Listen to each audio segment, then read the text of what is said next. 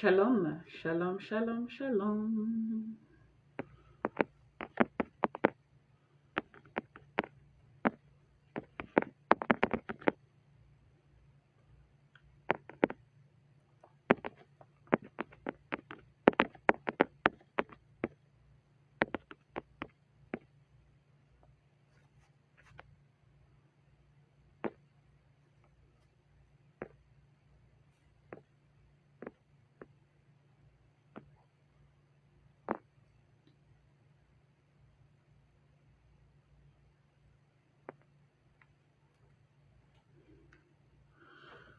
Shalom, bonsoir à tous, frères et sœurs de la grande famille du corps de Christ. Bienvenue à cette émission habituelle Chrétien, venez, on en parle. Chrétien, venez, on en parle avec le pasteur Christian ou alors la servante de Dieu, précieuse Diane. Bonsoir à tous, bienvenue à cette émission. C'est une émission qui est habituelle. Juste un petit résumé pour ceux-là qui n'ont pas encore l'habitude ou alors pour ces nouvelles personnes qui viendront avec nous ou alors qui découvrent l'émission pour la première fois. C'est une émission hebdomadaire. C'est tous les dimanches. Les heures, vous le savez, elles sont variables. Pourquoi est-ce que les heures varient? Les heures varient tout simplement parce que nous ne sommes pas dans le même pays et nous ne suivons pas les mêmes fuseaux horaires. Donc, un petit rappel de mémoire pour ceux-là qui sont en Afrique centrale, pour les pays comme le Congo, le Cameroun, le Niger, le Gabon. Vous savez, vos heures du direct, c'est à 20h. Ceux qui vivent en Angleterre, en Côte d'Ivoire, au Togo, les heures de direct pour cette saison d'hiver, c'est à 19h. Ces personnes-là qui sont en Suisse, en France, en Allemagne, le direct, c'est tous les 20h. Enfin, nos frères et sœurs du Brésil, vous êtes avec nous tous les soirs à 16h. Et ceux-là qui sont à Washington DC, c'est-à-dire aux États-Unis, vous avez l'heure du direct habituellement. Pour cette saison d'hiver, c'est 14h. Ma sœur Lucie Lemassi, shalom à vous. Très heureuse d'être encore avec vous ce dimanche, ma sœur Lucie. Bonsoir à vous. Bonsoir mon frère Josué Mondé. Bonsoir mon frère. L'Éternel soit avec vous, que son Esprit Saint soit sur vous. Et j'ai dit merci à ce vœu divin que vous me souhaitez. Je le reçois au nom tout-puissant du Seigneur Jésus-Christ de Nazareth. Ma sœur Emma, bonsoir à vous ma sœur Emma. Sœur Eunice, bienvenue sur ce plateau.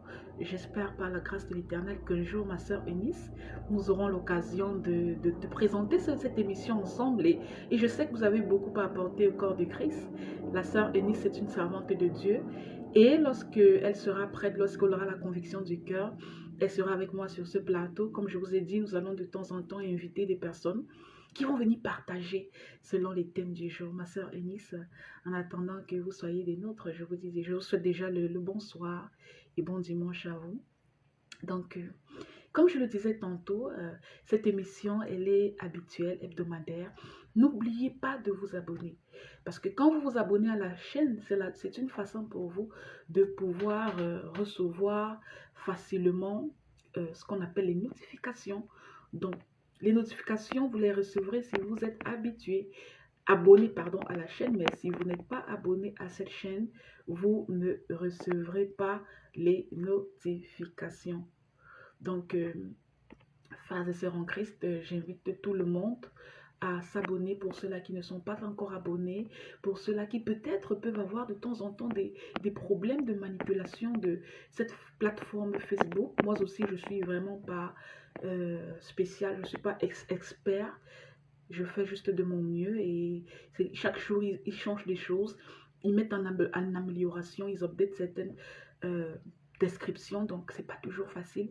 Abonnez-vous pour échapper à tous ces problèmes-là et pour pouvoir recevoir facilement des notifications pour que vous puissiez être avec nous tout le temps.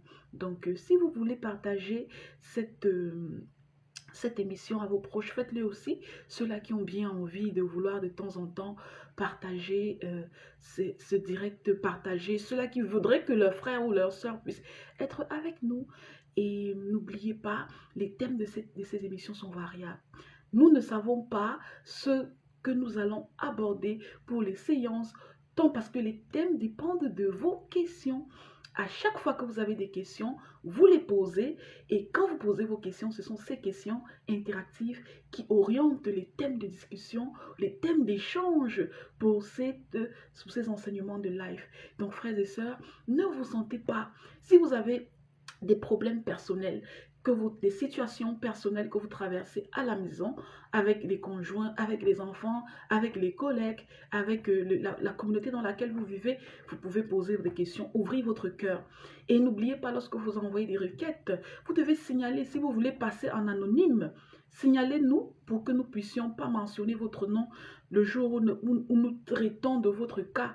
Et si ça ne vous dérange pas, voilà, vous n'allez pas faire de signalisation, nous allons toujours mentionner votre nom et apporter à la lumière de la parole de Dieu une réponse pour votre cas. Donc, la sœur Emma a quoi dit? Je suis Mélissa, la fille de la sœur ou de maman Emma. Enchantée, sœur Mélissa qui se connecte derrière le nom de Emma. C'est un plaisir de voir, d'avoir des écrits derrière cette personne-là. Je suis contente d'être avec vous ce soir, la sœur. Et n'oubliez pas, si vous avez des questions, sœur Mélissa, posez vos questions. Nous sommes là pour vous. Nous sommes là avec vous. Ma sœur Paola Sawedi, shalom à vous et bon dimanche. Donc, les questions peuvent être sur le plan congénital, le conjugal, pardon, excusez-moi, le plan conjugal, le plan financier, le plan entrepreneurial, les questions sur la Bible, les questions extra-bibliques et dans tous les domaines. Aussi longtemps que ces questions sont pour l'édification commune, pour l'édification du corps de Christ, nous allons toujours avec un plaisir extrême et spécial répondre à vos questions à la lumière de la parole de Dieu. Mon frère Nathan Kadisoch, bonsoir à vous déjà. Peut-on aussi poser des questions bibliques sur des choses que l'on n'a pas compris dans la Bible? Absolument, mon frère Nathan, absolument. Mon frère Nathan, vous faites votre méditation personnelle. Vous avez des points que vous n'avez pas compris. Venez, on va échanger. Venez, on va mettre de la lumière. Venez, on va parler ensemble. C'est pour ça que cette émission est conçue. Je vous ai dit la dernière fois concernant la méditation des Écritures. Chaque fois que vous avez un point flou, vous ne devez pas garder. Vous ne devez pas noter quelque part et mettre aux oubliettes. Non, non, non, non, non, non, non. Ne faites pas la procrastination. Chaque fois que vous avez quelque chose que vous ne comprenez pas, cherchez la solution. Parce que parfois, la réponse à certaines questions bibliques sont les solutions aux autres questions que vous vous posiez à l'époque. Ou alors sont des réponses même que Dieu vous donne par rapport à une question que vous avez posée à Dieu personnellement pour votre cas particulier. Shalom, je ne sais pas si c'est frère ou sœur Leche Recepte. Je ne sais pas si c'est sœur ou frère. Sœur ou frère, vous allez peut-être me signaler ou me préciser le genre. Bonsoir à vous, bienvenue, shalom à vous, mon frère ou ma sœur Leche. Donc, aujourd'hui, nous sommes là tous ensemble. N'oubliez pas, c'est un rappel, ceux qui ne peuvent pas poser leurs questions pendant le direct, vous avez fait la plateforme YouTube, la chaîne YouTube, où vous pouvez poser vos questions dans les commentaires, vu que cette émission est postée en différé sur YouTube. Vous avez aussi le Messenger de International Christian Church. Vous pouvez poser vos questions par Messenger. Vous pouvez aussi poser vos questions directement par WhatsApp. WhatsApp, c'est le numéro qui est dans la description de cette chaîne sur Facebook, de cette page sur Facebook, pardon. Vous allez voir le numéro du ministère. Et chaque fois que vous allez poser vos questions par ce numéro WhatsApp, sachez qu'il y aura toujours quelqu'un derrière qui va recevoir cette question et qui va transférer ou alors nous allons nous assurer que cette question soit disponible pour les réponses pendant le live. Je veux rappeler à ces frères et sœurs de la plateforme YouTube qui n'ont peut-être pas le numéro de téléphone associé, que le Seigneur m'aide à me rappeler. Et je vais mettre ça dans la description chaque fois que je publie pour qu'ils sachent. Donc, le numéro WhatsApp, c'est plus 243 899 818 498. Donc, je vais répéter, plus 243 899 818 498. Ça, c'est le numéro WhatsApp par lequel vous pouvez contactez la servante de Dieu, contactez les serviteurs de ce ministère, posez vos questions ou demandez de l'aide. Ne vous sentez pas gêné. Donc, shalom à vous, mon frère Romuald. Shalom. Shalom à la sœur Majinga Majirurum. J'espère que j'ai très bien prononcé votre nom. Shalom à vous, ma sœur. C'est l'ami. D'accord, c'est l'ami du frère Romuald. Bonsoir à vous, bien-aimés. Que le Seigneur soit avec vous. Vous êtes la bienvenue sur ce plateau, ma sœur Majinga. Vous avez toutes les questions que vous voulez poser. Vous êtes chez vous, c'est vous qui faites cette émission. Ma sœur Shalom des Tropiques. Sandy, vous allez m'excuser, je vous ai appelé Shalom des Tropiques. Le cerveau un peu confus. Je voulais dire ma sœur Sandy des Tropiques. Sandy des Tropiques, ma sœur. Bonsoir à vous et bon dimanche. Voilà, 11 minutes passées du début officiel. Nous allons commencer. Nous avons beaucoup de questions, beaucoup de questions aujourd'hui. Et par la grâce de l'Éternel, j'espère que nous allons donner une réponse à chacun de vous, parce que ceux qui sont connectés veulent des réponses à leurs questions. Donc que le Seigneur soit avec nous pour que le temps ne nous fasse pas défaut et qu'on puisse gérer avec parcimonie les 1 heure de temps qui nous sont attribués. Ma sœur Valérie, shalom à vous. Shalom, shalom ma sœur Valérie Andesso. La dernière fois, j'ai eu votre message, vous m'avez signalé que vous avez raté. Mais cette fois-ci, le Seigneur, il a pourvu, il a été là, il a changé le temps et les circonstances.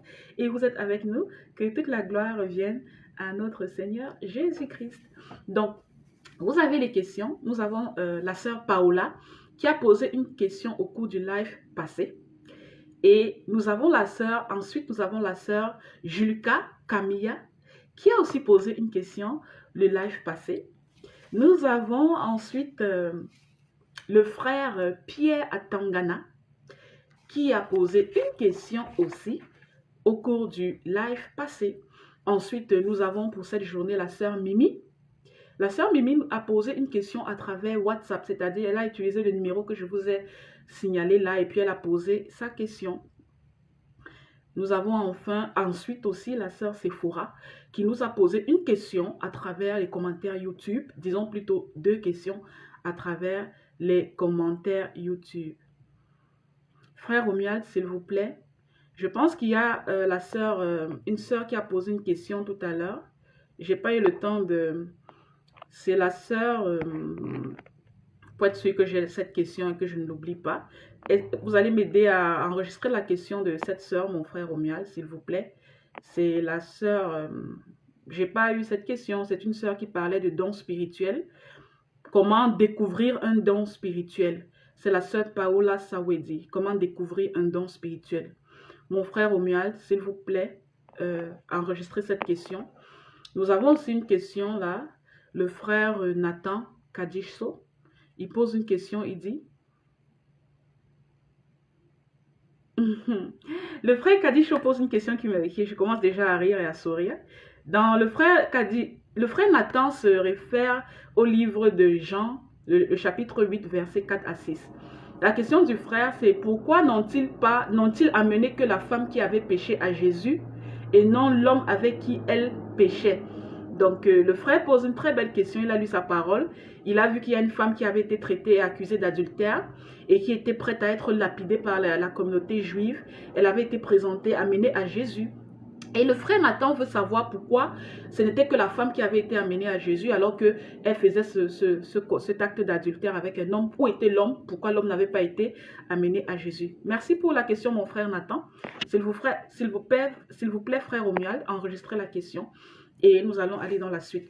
Avant que nous ne commencions concrètement, je veux juste signaler à ceux-là qui posent leurs questions dans des commentaires et on ne voit pas. Vous allez nous excuser d'avance et nous allons vous prier d'utiliser notre canal ou notre moteur pour poser les questions au cas où nous avons sauté les questions que vous avez posées. Donc, si ça n'a pas été vu pendant les commentaires, reposez encore ou plusieurs fois. C'est un problème de Facebook et il y a un problème de numérisation. Je ne sais pas comment ils font, mais il y a des commentaires qui apparaissent et puis il y a d'autres qui n'apparaissent pas. Le frère Lietche, c'est plus est le frère Brandt. Frère Brandt, c'est vous qui vous cachez derrière ce nom. Frère Brandt, bonsoir à vous et je suis très contente d'être avec vous ce soir. Nous allons commencer donc par répondre à la question de la sœur Mimi, la sœur Paola, pardon. Elle a posé une question la dernière fois. Comment écouter la voix de Dieu? Là, je repose la question de la sœur Paola. La sœur Paola dit comment écouter la voix de Dieu. En ce qui concerne la voix, par rapport à la question de la sœur Paola, la voix, c'est ce qui est audible. Je suis en train de parler actuellement et vous êtes en train de m'écouter. Donc, c'est ma voix que vous êtes en train d'écouter à travers votre organe de sens qui est l'ouïe. Elle veut savoir comment écouter la voix de Dieu. Est-ce que Dieu même a une voix? Oui, on peut écouter la voix de Dieu par 3 méthodes. Il y a une méthode par laquelle Dieu parlait énormément. C'est une méthode par laquelle il parlait beaucoup. C'est une méthode par laquelle il avait commencé à se présenter à son peuple à l'époque dans l'ancienne alliance. Mais il n'utilise plus cette méthode-là. C'était la voix audible. Dieu avait la capacité de se présenter et de parler à haute et intelligible voix à la population à laquelle il faisait face. Les gens écoutaient la voix de Dieu depuis le ciel. Et cette voix de Dieu qui ressemblait au tonnerre, au grondement, Dieu parlait de cette façon-là, de façon audible, mais à tout le monde. Ça veut dire, tout le monde avait la capacité d'utiliser ses organes de sens, de son organe de lui, et écouter Dieu parler depuis le ciel. Il a parlé clairement à Adam et Ève dans le jardin d'Éden, c'était une voix audible. Il a parlé clairement aux habitants qui étaient en train de faire la rébellion dans la construction de la tour de Babel. C'était la voix audible. Lorsque Moïse a fait sortir, un troisième exemple de voix audible, lorsque Moïse a fait sortir le peuple d'Israël de l'Égypte, ils ont fait 3 mois pour se déplacer et arriver jusqu'au désert de Sinaï. Quand ils sont arrivés au désert de Sinaï, le Seigneur a voulu que Moïse prépare le peuple, le purifie, parce qu'il avait donné des indications strictes. Vous allez laver vos vêtements, parce qu'à l'époque, il y avait la purification rituelle. À l'époque où Jésus ne s'était pas encore fait le purificateur, Jésus n'était pas encore arrivé. Donc, il y avait la purification rituelle qui se faisait facilement.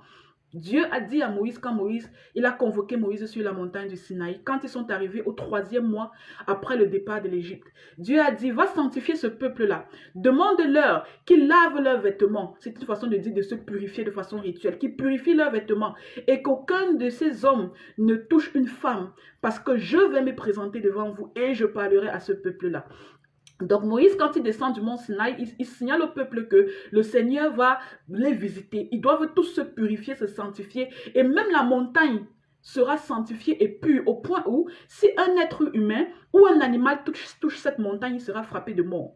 Et après 3 jours après la purification, le Seigneur a commencé à parler à Moïse et il répondait à Moïse il répondait à Moïse par voix audible et toute la population, les milliers de personnes qui étaient rassemblées dans le désert de Sinaï avaient la possibilité d'écouter dans leur organe sensoriel, lui, Dieu en train de parler et d'échanger avec Moïse face à face. Et vous allez voir toute la description de ça dans le livre d'Exode au chapitre 19. Mais il y a quelque chose qui s'est passé. Quand Dieu a commencé à parler, il était en train de donner les lois. Il était en train d'expliquer à ce peuple-là, voilà comment vous allez vivre. Les gens pensent que Dieu n'a donné les lois que sur les 10 tables, que sur les 2 tablettes où étaient marqués les commandements. Mais c'est très faux. Parce qu'avant que Moïse ne soit monté pour faire 40 jours et 40 nuits sur la montagne du Sinaï pour recevoir les premières tablettes, Dieu parlait déjà au peuple et commençait déjà à lui donner les lois. Dieu avait déjà donné des lois par rapport au mariage, des lois par rapport à l'administration civile, plusieurs lois avaient été données par Dieu. Donc lorsque Dieu a commencé à parler à haute voix, la Bible décrit que le son de la voix de Dieu était comme de tonnerre, et se ressentait comme de tonnerre étrange, et ça faisait tellement peur que le peuple a dit non, parle-nous toi-même et nous écouterons. Le peuple a dit ça à Moïse, parle-nous toi-même et nous t'écouterons, mais que Dieu ne nous parle point, de peur que nous ne mourions. La peur était tellement tangible, était tellement énorme dans le camp d'Israël. Lorsqu'ils écoutaient la voix de Dieu parler depuis le ciel, quand il donnait les premières lettres des commandements, c'était tellement intense qu'ils ont stoppé Dieu. Ils ont dit, non, tu arrêtes. Moïse, toi tu nous parles, on va t'écouter. Avec le Seigneur, ça ne marchera pas. Et sachez donc que depuis que le peuple israélite a stoppé le Seigneur, ce moment-là, sur la montagne, Dieu n'a plus parlé comme ça par voix audible de l'histoire du désert de Sinaï jusqu'à l'arrivée de Jésus. Il n'y a plus eu de cas dans la Bible où Dieu parle depuis le ciel, on entend tous dans les oreilles. Qu'est-ce que Dieu a commencé à faire? Il a commencé à utiliser les prophètes. Prophète veut dire, il choisit une personne, il parle à cette personne-là par voix audible, par la voix de l'esprit, et cette personne-là vient rétorquer. Cette personne-là vient transmettre le message. La définition d'un prophète, c'est celui qui parle, qui prend la parole en l'honneur d'eux, celui qui parle à la place d'eux. C'est ça la définition de prophète. C'est pour ça que Moïse, à ce moment-là, devient le prophète d'Israël. Il devient le premier prophète d'Israël parce qu'il était celui qui écoutait quand Dieu parlait pour venir transmettre au peuple. Donc, cette façon que Dieu avait de parler à haute et intelligible voix pour que toute une communauté au même moment écoute, il ne l'a plus fait. Le peuple a refusé, le peuple a été effrayé. Et Moïse même est allé jusqu'à leur dire, calmez-vous. Le Seigneur vous met à l'épreuve pour que vous soyez sûrs que vous ne marchez pas dans le péché. Parce qu'en les ayant libérés, il voulait utiliser cette nation comme nation sainte pour marcher de façon sanctifiée devant son trône. Et parce que c'était une nation que le Seigneur avait choisie. Donc, ça c'est une façon de parler par voix audible, ma sœur Paola. Et cette façon-là, Dieu ne l'utilise plus. Aujourd'hui, il utilise des prophètes. Deuxième méthode pour écouter la voix de Dieu. Cette façon d'écouter, vous n'allez plus l'écouter de cette façon. Par contre, il y a la deuxième méthode. Comment faire pour écouter la voix de Dieu? Deuxième méthode. Pour écouter la voix de Dieu, Dieu a la capacité, ma sœur Paola, de vous parler de façon audible. Mais cette voix audible-là, vous êtes la seule personne qui allait l'écouter dans les pensées ou dans l'esprit. Donc, vous sentez quand vous êtes en public avec les gens que quelqu'un vous a parlé. Vous êtes la seule personne qui avait écouté la voix, mais les autres n'ont pas écouté. Et les gens qui n'ont pas encore une bonne relation avec Dieu et qui commencent leur premier pas avec le Seigneur, quand le Seigneur leur parle de cette façon, ils vont automatiquement se retourner, ils vont dire, qui a parlé? Qui a parlé? Ils vont essayer de demander. Les gens vont lui dire, mais on n'a pas écouté, tu es le seul qui a écouté. Il dit, non, mais j'ai bien écouté, quelqu'un m'a posé une question. Donc, ça c'est la deuxième méthode par laquelle Dieu parle par voix audible. Mais cette voix audible-là, vous seul, au milieu de plusieurs personnes, vous allez l'écouter dans votre esprit et dans vos pensées. Dieu utilise ça dans certaines circonstances. Et sachez que Satan aussi utilise le même moteur. L'esprit de divination parle aussi de la même façon. Il y a beaucoup de gens qui ont écouté Dieu, qui ont écouté des voix, leur parler clairement et par voix audible. Ils ont entendu ça dans les oreilles de l'esprit et dans les oreilles des pensées, mais ils ont attribué à Dieu. Alors que Satan est un ange de lumière, est un démon, est un esprit perdu qui se déguise en ange de lumière. Les esprits de divination font ça aussi. Ils vont vous parler par voix audible dans votre esprit et dans vos pensées. Et si vous n'avez pas le discernement spirituel, vous allez dire Dieu m'a parlé. Dieu utilise aussi cette voix-là, ma sœur. Il y a la troisième voix que le Seigneur utilise. Comment est-ce que Dieu utilise comment est-ce qu'on peut écouter la voix de Dieu dans la troisième catégorie? Vous pouvez écouter la voix de Dieu à travers sa parole. La parole parlée. Pourquoi? Parce que Dieu peut utiliser la servante de Dieu précieuse, la sœur Ninette, la sœur Lucie, la sœur Emma, pour parler à voix audible à la sœur Paola. Mais Dieu parle à travers la voix de ces personnes-là. C'est-à-dire que c'est la sœur précieuse que vous écoutez qui est en train de vous parler par rapport à une situation de votre vie, alors que c'est Dieu qui est derrière. L'esprit derrière, c'est le Saint-Esprit. Donc voilà comment Dieu peut aussi parler. La voix donc que vous allez écouter, ce ne sera pas une voix remplie de tonnerre, une voix qui est aussi intense que la voix des grandes eaux, comme la Bible de temps en temps a essayé de décrire la voix de Dieu. Parce que quand la Bible essaie de décrire la voix de Dieu, on va vous dire que c'est une voix qui est grande comme la voix du tonnerre. Certains vont dire que l'intensité est plus élevée que la voix des grandes eaux. Mais Dieu peut utiliser toutes les voix. Quand il a parlé à Élie, il a parlé dans une voix qui s'est accompagnée de manifestations de tonnerre. Et puis il a parlé dans une voix qui s'est accompagnée d'un autre événement géographique. Et puis il est venu parler dans une voix douce comme la voix d'une brise. Donc, dans la parole parlée, Dieu peut utiliser un être humain pour vous parler. Il peut utiliser un animal pour vous parler. Il peut utiliser un enseignement. Quand je vais dire qu'il peut utiliser un animal, certaines personnes vont dire pourquoi est-ce qu'elle dit ça. Je dis ça parce que Dieu a utilisé l'âne de Balaam pour parler à Balaam, parce que Balaam s'était entêté à aller maudire Israël parce que le roi Balak lui avait demandé de le faire. Et à chaque fois que son âne était en train de fuir le chemin pour ne pas partir, parce que lui, il voyait l'ange de l'Éternel debout devant Balaam, lui, il passait le temps à taper cet âne-là. Et la troisième fois, il a tapé l'âne, l'âne a parlé. Qui a donné la puissance à l'animal de parler? Qui a donné la puissance à la créature de parler? C'est le Créateur. Donc, dans des cas spéciaux, Dieu peut utiliser un enseignement. Quelqu'un peut être en train de vous exhorter comme je suis en train de faire là. Et puis, immédiatement, je donne une parole. Je ne sais pas moi-même d'où cette parole vient. Je ne sais pas pour qui elle est adressée. Mais Dieu peut être en train de m'utiliser pour parler à quelqu'un parmi vous. Avec ma voix. Alors que c'est Dieu qui est derrière. C'est-à-dire que c'est l'esprit qui est derrière. C'est l'esprit de Dieu. Vous pouvez écouter la voix de Dieu à travers sa parole parlée. Et vous pouvez aussi écouter, ma soeur, n'oubliez pas, toujours dans cette troisième catégorie, la voix de Dieu à travers la parole lue.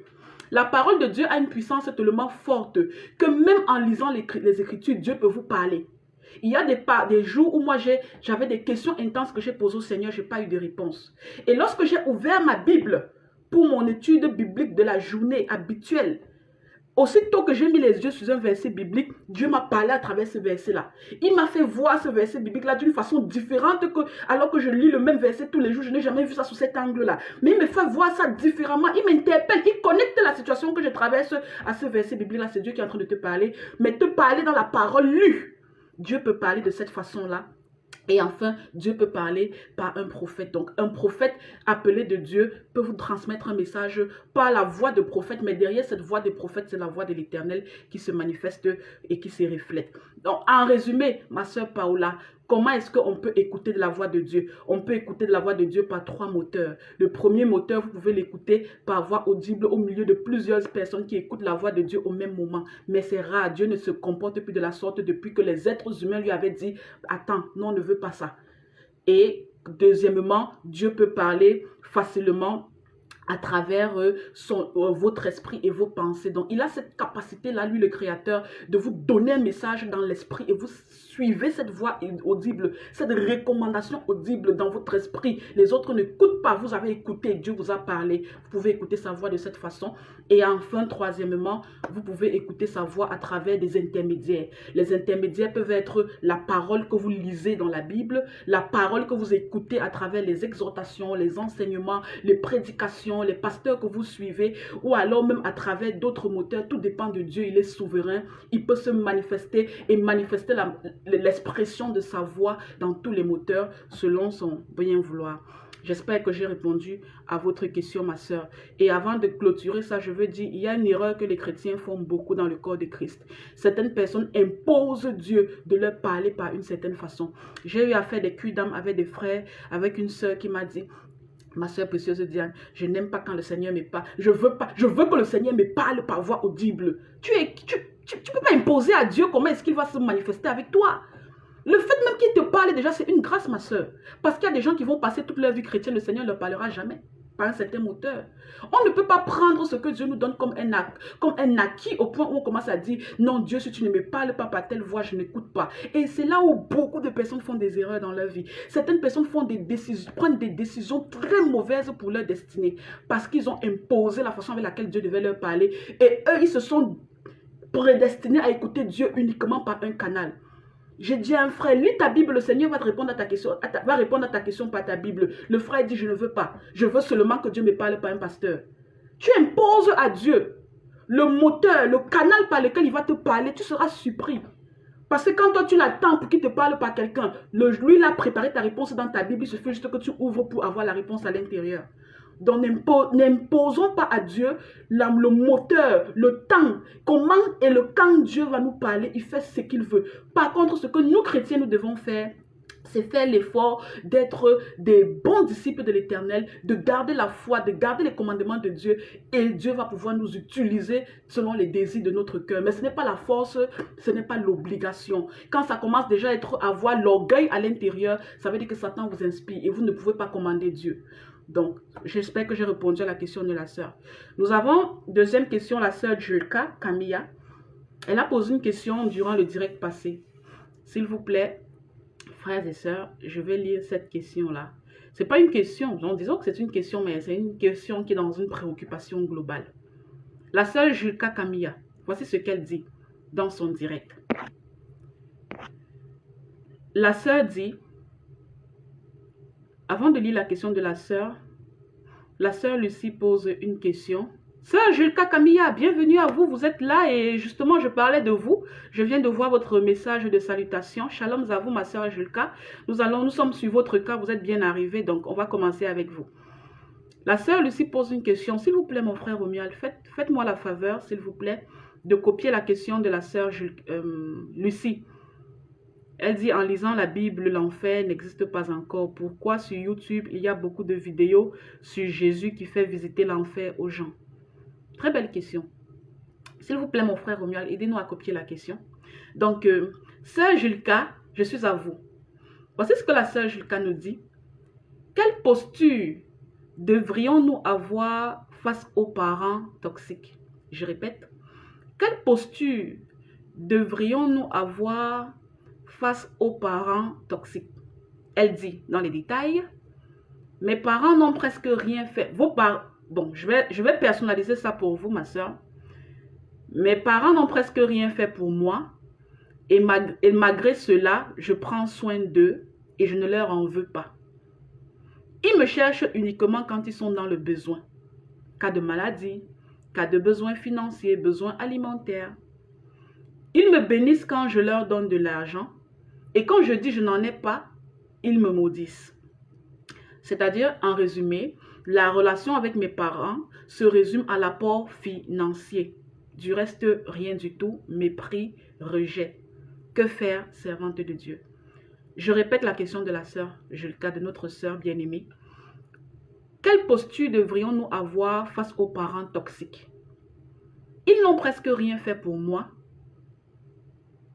Et malgré cela, je ne leur en veux pas et je prends soin d'eux.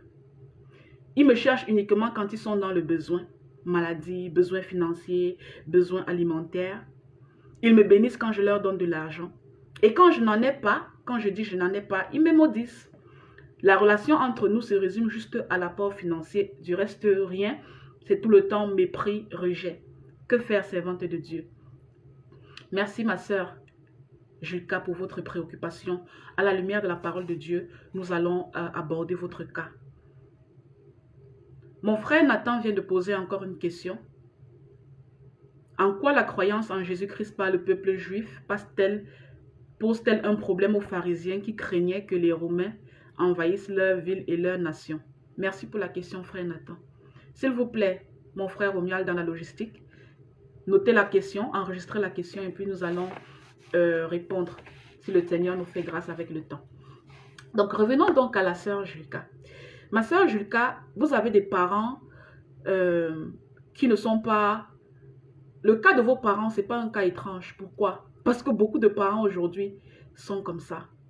Beaucoup de parents ont des relations très conflictuelles avec des enfants, ont des relations intéressées avec leurs enfants. Beaucoup de parents aujourd'hui ne font pas beaucoup d'efforts pour travailler sur la relation qu'ils ont avec les enfants. Et quand ils arrivent à un âge où ils deviennent indépendants, ils ne peuvent plus dépendre d'eux-mêmes, ils sont obligés de revenir vers les enfants qu'ils ont mis au monde avec souvent de la maladresse, avec souvent du mauvais comportement pour réclamer ce qu'eux, ils pensent être de droit. Comment est-ce que je vais répondre à cette question, ma soeur? Je vais d'abord revenir dans le livre de Exode du chapitre 20 au verset 12. La Bible dit « Honore ton père et ta mère, afin que tes jours se prolongent dans le pays que l'Éternel ton Dieu te donne. » Dans ce verset biblique, « Honore ton père et ta mère, afin que l'Éternel prolonge tes jours dans le pays que Dieu te donne, qu'il te donne. » C'est un verset biblique qui nous demande d'honorer nos parents et ça n'a pas fait d'exception. Ça veut dire, ça n'a pas écrit « Honore tes parents, sauf s'ils sont satanistes. » Ou alors « Honore tes parents, mais ne le fais pas s'ils sont dans le péché. » Ou alors « Honore tes parents, mais ne le fais pas s'ils sont pas nés de nouveau. » Non. On ne choisit pas sa famille. On ne choisit pas la personne, la famille dans laquelle on va naître sur terre. Qui fait le choix? C'est Dieu. Si c'est nous-mêmes qui choisissions nos parents, chacun allait choisir quelque chose entre guillemets de meilleur par rapport à ce qu'il a aujourd'hui. Mais nous ne faisons pas ce choix. Il y a un Dieu souverain qui nous connaît avant la fondation du monde, qui connaît nos parents avant la fondation du monde et qui a décidé, malgré l'état spirituel de nos parents, malgré les caractères parfois pas très intéressants de nos parents, qui a quand même décidé de vous faire naître dans ce genre de famille et qui de surcroît vous a donné une recommandation. Qu'est-ce que je veux dire par là? Le fait que vous vous occupiez de vos parents aujourd'hui, selon les moyens que vous avez, ma soeur Julka, ne tombez pas dans le piège de Satan. Vous ne devez pas le faire par contrainte. Vous devez le faire par amour. Vous devez le faire par devoir. Parce qu'un parent vous a mis au monde. Votre maman peut avoir essayé de vous avorter. Votre papa peut avoir essayé de vous sacrifier chez Satan. Les parents peuvent avoir fait tout ce vous avoir abandonné. Ils peuvent avoir même divorcé. Ils peuvent vous avoir laissé faire vivre des conditions très difficiles dès l'enfance. Mais ça n'empêche, ils restent vos parents. Et si vous ne vous contrôlez pas dans les émotions, Satan va vous faire pencher du côté négatif sans que vous vous en rendiez compte. Et comment? Avec la colère dans le cœur. Quand on s'occupe d'un parent, on ne s'occupe pas d'un parent parce qu'on attend quelque chose en retour. On s'occupe d'un parent parce que quand le parent ne peut plus, c'est un devoir. Mais comment s'occupons-nous des parents? On s'occupe d'un parent selon les moyens qu'on a. On ne peut pas voler pour satisfaire un parent. On ne peut pas emprunter de l'argent pour nourrir son parent. On ne peut pas s'accumuler de dettes pour nourrir son parent. Mais si on a quelque chose à main, on a le devoir, selon la parole de Dieu, de donner à ces parents-là, sans attendre le merci en retour, sans attendre la reconnaissance en retour, sans attendre n'importe quoi en retour, parce que c'est une obligation et une recommandation de Dieu. La Bible dit dans le livre de 2 Corinthiens que la bonne volonté, quand elle existe, elle est agréable en raison de ce qu'elle peut avoir à sa disposition et non de ce qu'elle n'a pas. Je répète, dans le livre de 2 Corinthiens, le Seigneur nous dit que la bonne volonté, quand elle existe, elle est agréable en raison de ce qu'elle peut avoir et non de ce qu'elle n'a pas. Ça veut dire que si papa vous demande beaucoup d'argent, maman vous demande beaucoup d'argent, vous n'allez pas vous en voler, vous n'allez pas faire la corruption, vous n'allez pas vous endetter pour ça. Selon ce que vous avez, vous allez retirer un peu et leur donner pour leur venir en aide. Maintenant, quand vous allez le leur donner, ils vont vous insulter, vous allez le leur donner, ils ne diront pas merci, vous allez le leur donner, ils vont demander encore plus. Ça ne vous concerne pas cette partie-là.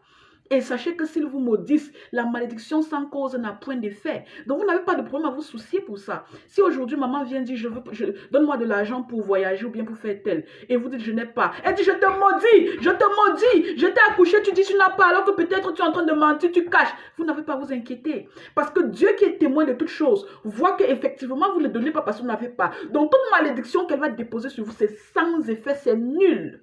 Vous n'avez pas à avoir peur de ça.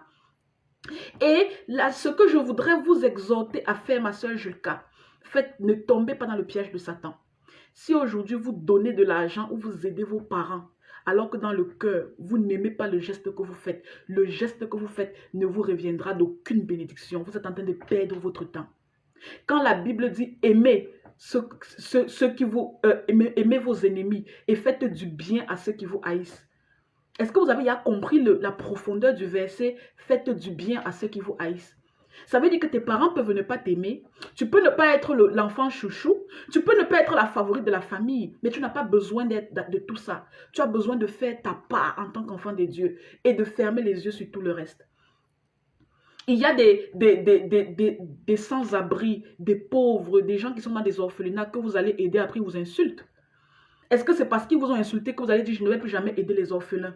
Est-ce que c'est parce qu'ils vous ont jeté quelque chose à la figure que vous allez dire c'est fini, je n'aide plus les pauvres? Non. Il y a des choses qu'on doit accepter d'écoper et de traverser et de supporter. Parce que la Bible dit que pourquoi n'acceptez-vous pas parfois quelques injustices? Donc parfois il y a des choses qui nous arrivent qui sont injustes. Mais l'apôtre Paul nous dit, pourquoi n'acceptez pas parfois quelques injustices? Sachez que chaque fois que vous allez faire du bien à ceux qui vous détestent, chaque fois que vous allez pardonner à ceux qui vous en veulent, chaque fois que vous allez bien vous comporter à ceux qui vous haïssent, vous êtes en train d'amasser sur leur tête des chardons ardents. Vous êtes en train de les condamner. C'est à cause de votre persévérance dans l'amour que ces gens-là seront jugés sévèrement le jour du jugement. Et à la fin, je veux le conclure en disant que ma sœur, N'oubliez pas qu'avant d'être une sœur Julka, qui peut-être est mariée, peut-être est fiancée, peut-être est... Vous êtes d'abord une servante de Dieu. Nous tous, nous sommes appelés à servir Dieu. Comment est-ce que vous allez évangéliser vos parents qui sont encore non-croyants? Comment est-ce que vous allez évangéliser vos parents qui ne sont pas nés de nouveau? Comment vous allez évangéliser des parents qui sont encore des sorciers? C'est par votre comportement que vous allez les évangéliser. L'évangélisation n'est pas seulement prendre la Bible et aller en route, dire donne ta vie à Jésus. L'évangélisation n'est pas seulement se mettre devant un pupitre pour commencer à prêcher la parole. On évangélise les membres non convertis de notre communauté à travers notre comportement. Parce que quand elle voit comment elle vous insulte, elle vous rejette, mais chaque fois qu'elle a besoin et que vous avez vous donné, elle va dire, la fille, si il y a quelque chose qui ne va pas, je veux être comme elle. Pour certaines personnes ont donné leur vie à Jésus à cause du comportement, à cause de la grâce qu'ils ont reçue de certains chrétiens qui se sont comportés de façon étrange par rapport à certaines situations. Donc, restez focalisés sur le fait que ce que vous êtes en train de faire, c'est vrai, ça peut vous faire mal. Vous êtes un être humain. C'est vrai, ça peut vous faire mal à l'aise. Vous êtes un être humain. Mais ça n'enlève rien sur vous. Parce que ce n'est pas à vos parents que vous voulez faire plaisir. Vous le faites pour Dieu. C'est pour Dieu que vous les aidez malgré la malédiction. C'est pour Dieu que vous les aidez malgré le manque de merci. C'est pour Dieu que vous les aidez malgré ce qu'ils font de négatif. Et pour les parents, maintenant, je veux parler du cas spécial des parents qui sont des satanistes et dont les enfants sont au courant. On n'a jamais dit à quelqu'un que son papa est sataniste, ça veut dire qu'il ne doit pas s'occuper de ce parent. Même si ton papa est sataniste, tu dois honorer ton parent. Même étant sorcier, tu vas l'honorer dans sa sorcellerie. Mais la Bible dit soyez prudents. Donc ce que nous on fait dans le ministère, on a des conseils qu'on donne aux gens qui ont des parents satanistes. Sur comment ils vont continuer de les aimer, comment ils vont continuer de les honorer, tout en étant prudents pour qu'ils ne finissent pas dans la marmite des sorciers. Mais la Bible n'a jamais dit parce que ta mère est une sorcière, tu vas abandonner ta maman, elle aura besoin, tu ne vas pas lui donner ses... Non, ne tombez pas dans les pièges de l'ennemi. Même quand ton parent est sorcier, tu vas l'honorer dans sa sorcellerie, mais tu vas être prudent pour que tu ne finisses pas dans la marmite de l'ennemi. La sœur Marie Archange dit, Shalom servante de Dieu précieuse Diane, soyez bénie, merci, je reçois ma sœur. Pardon pour le retard. Il n'y a pas de souci, ma soeur, vous êtes là, c'est le plus important. Et puis la soeur dit, et si le parent est plus riche que vous? Très belle question. Si le parent est plus riche que vous, la Bible dit que c'est aux parents d'amasser pour les enfants. Il y a ce verset biblique.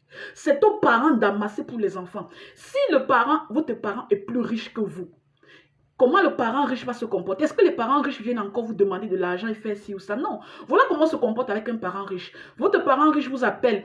Votre parent riche, je peux pas vous... je veux que tu m'achètes une voiture. Écoute, maman, tu veux que je t'achète une voiture alors que tu sais très bien que ton compte bancaire est plus élevé que le mien. Je ne peux pas t'acheter la voiture. Je ne peux pas. Parce que ce que moi j'ai, ça me permet seulement de suivre pour manger. Toi, tu as ta voiture, tu as tes bons comptes bancaires, que le Seigneur, que tu vas pouvoir te débrouiller avec ça. Je ne peux pas.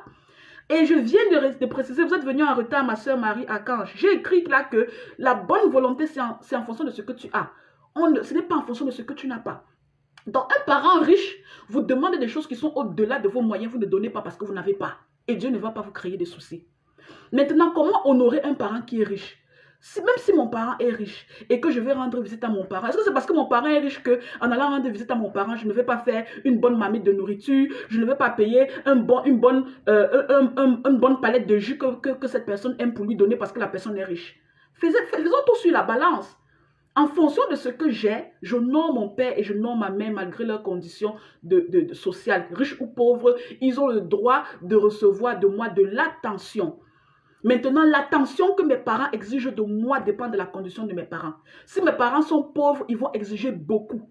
Parce qu'ils ont besoin de manger, de vivre, de payer le loyer, de s'entretenir. Mais si mes parents sont riches, ils ne vont pas exiger une certaine quantité venant de moi parce qu'ils ont déjà leur propre subsistance. Donc, dans notre relation, ce que j'aurai à donner, ce ne sera pas quelque chose à donner pour prendre soin d'eux. Ce sera quelque chose à donner juste pour les honorer ou bien pour le plaisir normal de la vie normale entre parents et enfants, selon ce que j'ai ou selon ce que je n'ai pas. Donc, même vos parents sont malades, ma soeur Julka, vous avez l'argent donné. Maman prend soin de toi. Votre maman veut manger, papa veut manger. Vous avez de l'argent, donnez. Les parents font ceci. Ils demandent, vous n'avez pas, ne donnez pas. Maman, je n'ai pas. Vous êtes une chrétienne. Maman, je n'ai pas. Et vous continuez votre vie normalement. Donc, ne laissez pas vos parents jouer sur votre psychologie et vous faire être déséquilibré mentalement. Parce qu'il y a des parents qui ne sont pas nés de nouveau, qui sont influencés par Satan et qui déstabilisent certains chrétiens. Parce qu'ils jouent sur votre psychologie. Quand on a déjà une discipline de vie avec la parole de Dieu, on est inébranlable. Si maman demande et je donne. Si je n'ai pas, je ne donne pas, maman commence à me maudire, je dis nul et sans effet. Maman me dit, je ne t'adresse plus la parole, il n'y a pas de souci. Le jour où tu seras fatigué de me bouder, tu reviens, je suis là où tu m'as laissé. La vie continue. Mais honorez vos parents et ne soyez pas en dehors de la parole de Dieu, malgré le fait que parfois ils se comportent très mal avec vous et parfois ils ne sont pas reconnaissants. Donc, restez dans les choses qui glorifient le Seigneur. Je pense avoir répondu à la question de la sœur Julka Camilla. Donc, quand on dit quelle posture devrons-nous avoir face à ses parents, on va rester respectueux, on va rester loyal avec eux, on va leur donner en fonction de ce qu'on a et on va continuer d'utiliser notre comportement d'amour envers eux malgré la haine, malgré les choses compliquées pour les aider eux aussi à donner un jour leur vie à Jésus et à ne pas mourir pour aller brûler dans le feu. Ils peuvent être toxiques, ils peuvent être sorciers, ils peuvent être satanistes, mais ils vous ont donné la vie et ce n'est pas eux qui ont choisi de vous donner la vie, c'est Dieu qui a choisi de vous mettre dans cette famille-là. Il n'était pas fou quand il faisait ce choix. Donc ma soeur Julka, c'est une épreuve pour vous. N'échouez pas cette épreuve. Je veux que vous la validez avec 100%, avec un A+. Je veux que vous montrez à ces parents-là qu'en tant qu'enfant de Dieu, en tant que chrétienne, quel que soit ce qu'ils font de négatif, la seule chose que vous avez à leur donner, c'est de l'amour. Je pense avoir répondu à la question de la sœur. Et une parole biblique pour vous encourager, ma sœur Julka. Les parents toxiques, ce n'est pas des choses qui ont commencé au 21e siècle. Regardez Jonathan. Jonathan était le fils de Saül. Saül, un jour, quand il a appris que David n'était pas présenté le jour du banquet de la fête des lunes, de la fête de la lune, il était tellement mécontent parce qu'il voulait tuer David. Il cherchait un moyen de tuer David. Qu'est-ce qu'il a fait? Il a pris sa lance. Il a lancé pour tuer Saül. Saül a lancé sa lance. Il était le roi, c'est-à-dire sûrement il était assis à une extrémité de la table. Il a lancé sa lance pour tuer, pour donner une leçon à Jonathan. Jonathan a esquivé cette lance-là. S'il n'avait pas esquivé cette lance-là, Jonathan serait mort. Comment ton propre papa, dans sa colère, dans la mauvaise gestion de ses humeurs, dans la mauvaise gestion de ces démons qui chantent dans ses oreilles et qui les dérangent, il essaye de lancer une lance à travers toute une table de banquet pour te tuer parce que tu lui as dit que David n'a pas pu venir, il est allé plutôt à Jérusalem pour célébrer la Pâque avec ses parents. Et il veut te tuer. Qu'est-ce que Jonathan a fait? Il n'a jamais manqué de respect à son père, le roi. Il n'a jamais fait de problème. La Bible précise qu'il s'est retiré dans ses appartements et le 3e jour, il n'était pas venu. Donc, il allait bouder de son côté, il allait se fâcher de ce que Saül, son père, lui avait fait. Il est resté dans son côté. Mais il a continué d'honorer son père. Il a tellement honoré ce papa qu'il allait mourir sur le champ de bataille avec lui. Parce que quand Saül est tombé dans la main des Philistins, il était tombé avec Jonathan le même jour. Donc, nos parents peuvent faire souvent des choses crazy. Donc, parfois, les parents font des choses incontrôlables. Mais il reste nos parents, on doit toujours trouver le moyen de respecter la parole de Dieu dans les tensions et dans tout ce qu'ils peuvent faire. Animés peut-être par des esprits impurs. Donc, Jonathan a respecté Saül jusqu'à la mort de Saül. Il est mort à côté de son père sur le champ de bataille. Il ne l'a jamais déshonoré. Il n'était pas d'accord avec Saül que Saül puisse pourchasser David pour le tuer parce qu'il savait que David n'avait rien fait. C'était par jalousie qui voulait tuer David. Malgré ça, il est resté respectueux, digne fils de son père et ils sont morts ensemble. Pour vous dire, une façon de vous dire, il a honoré ce monsieur-là malgré les dégâts de Saül. Donc, j'ai terminé. Nous allons passer à la question du frère Pierre à Tangana. Le frère Pierre nous a posé une question. Je suis en train de guetter le temps. Je me demande bien comment le temps passe aussi vite. Bon, je ne comprends pas.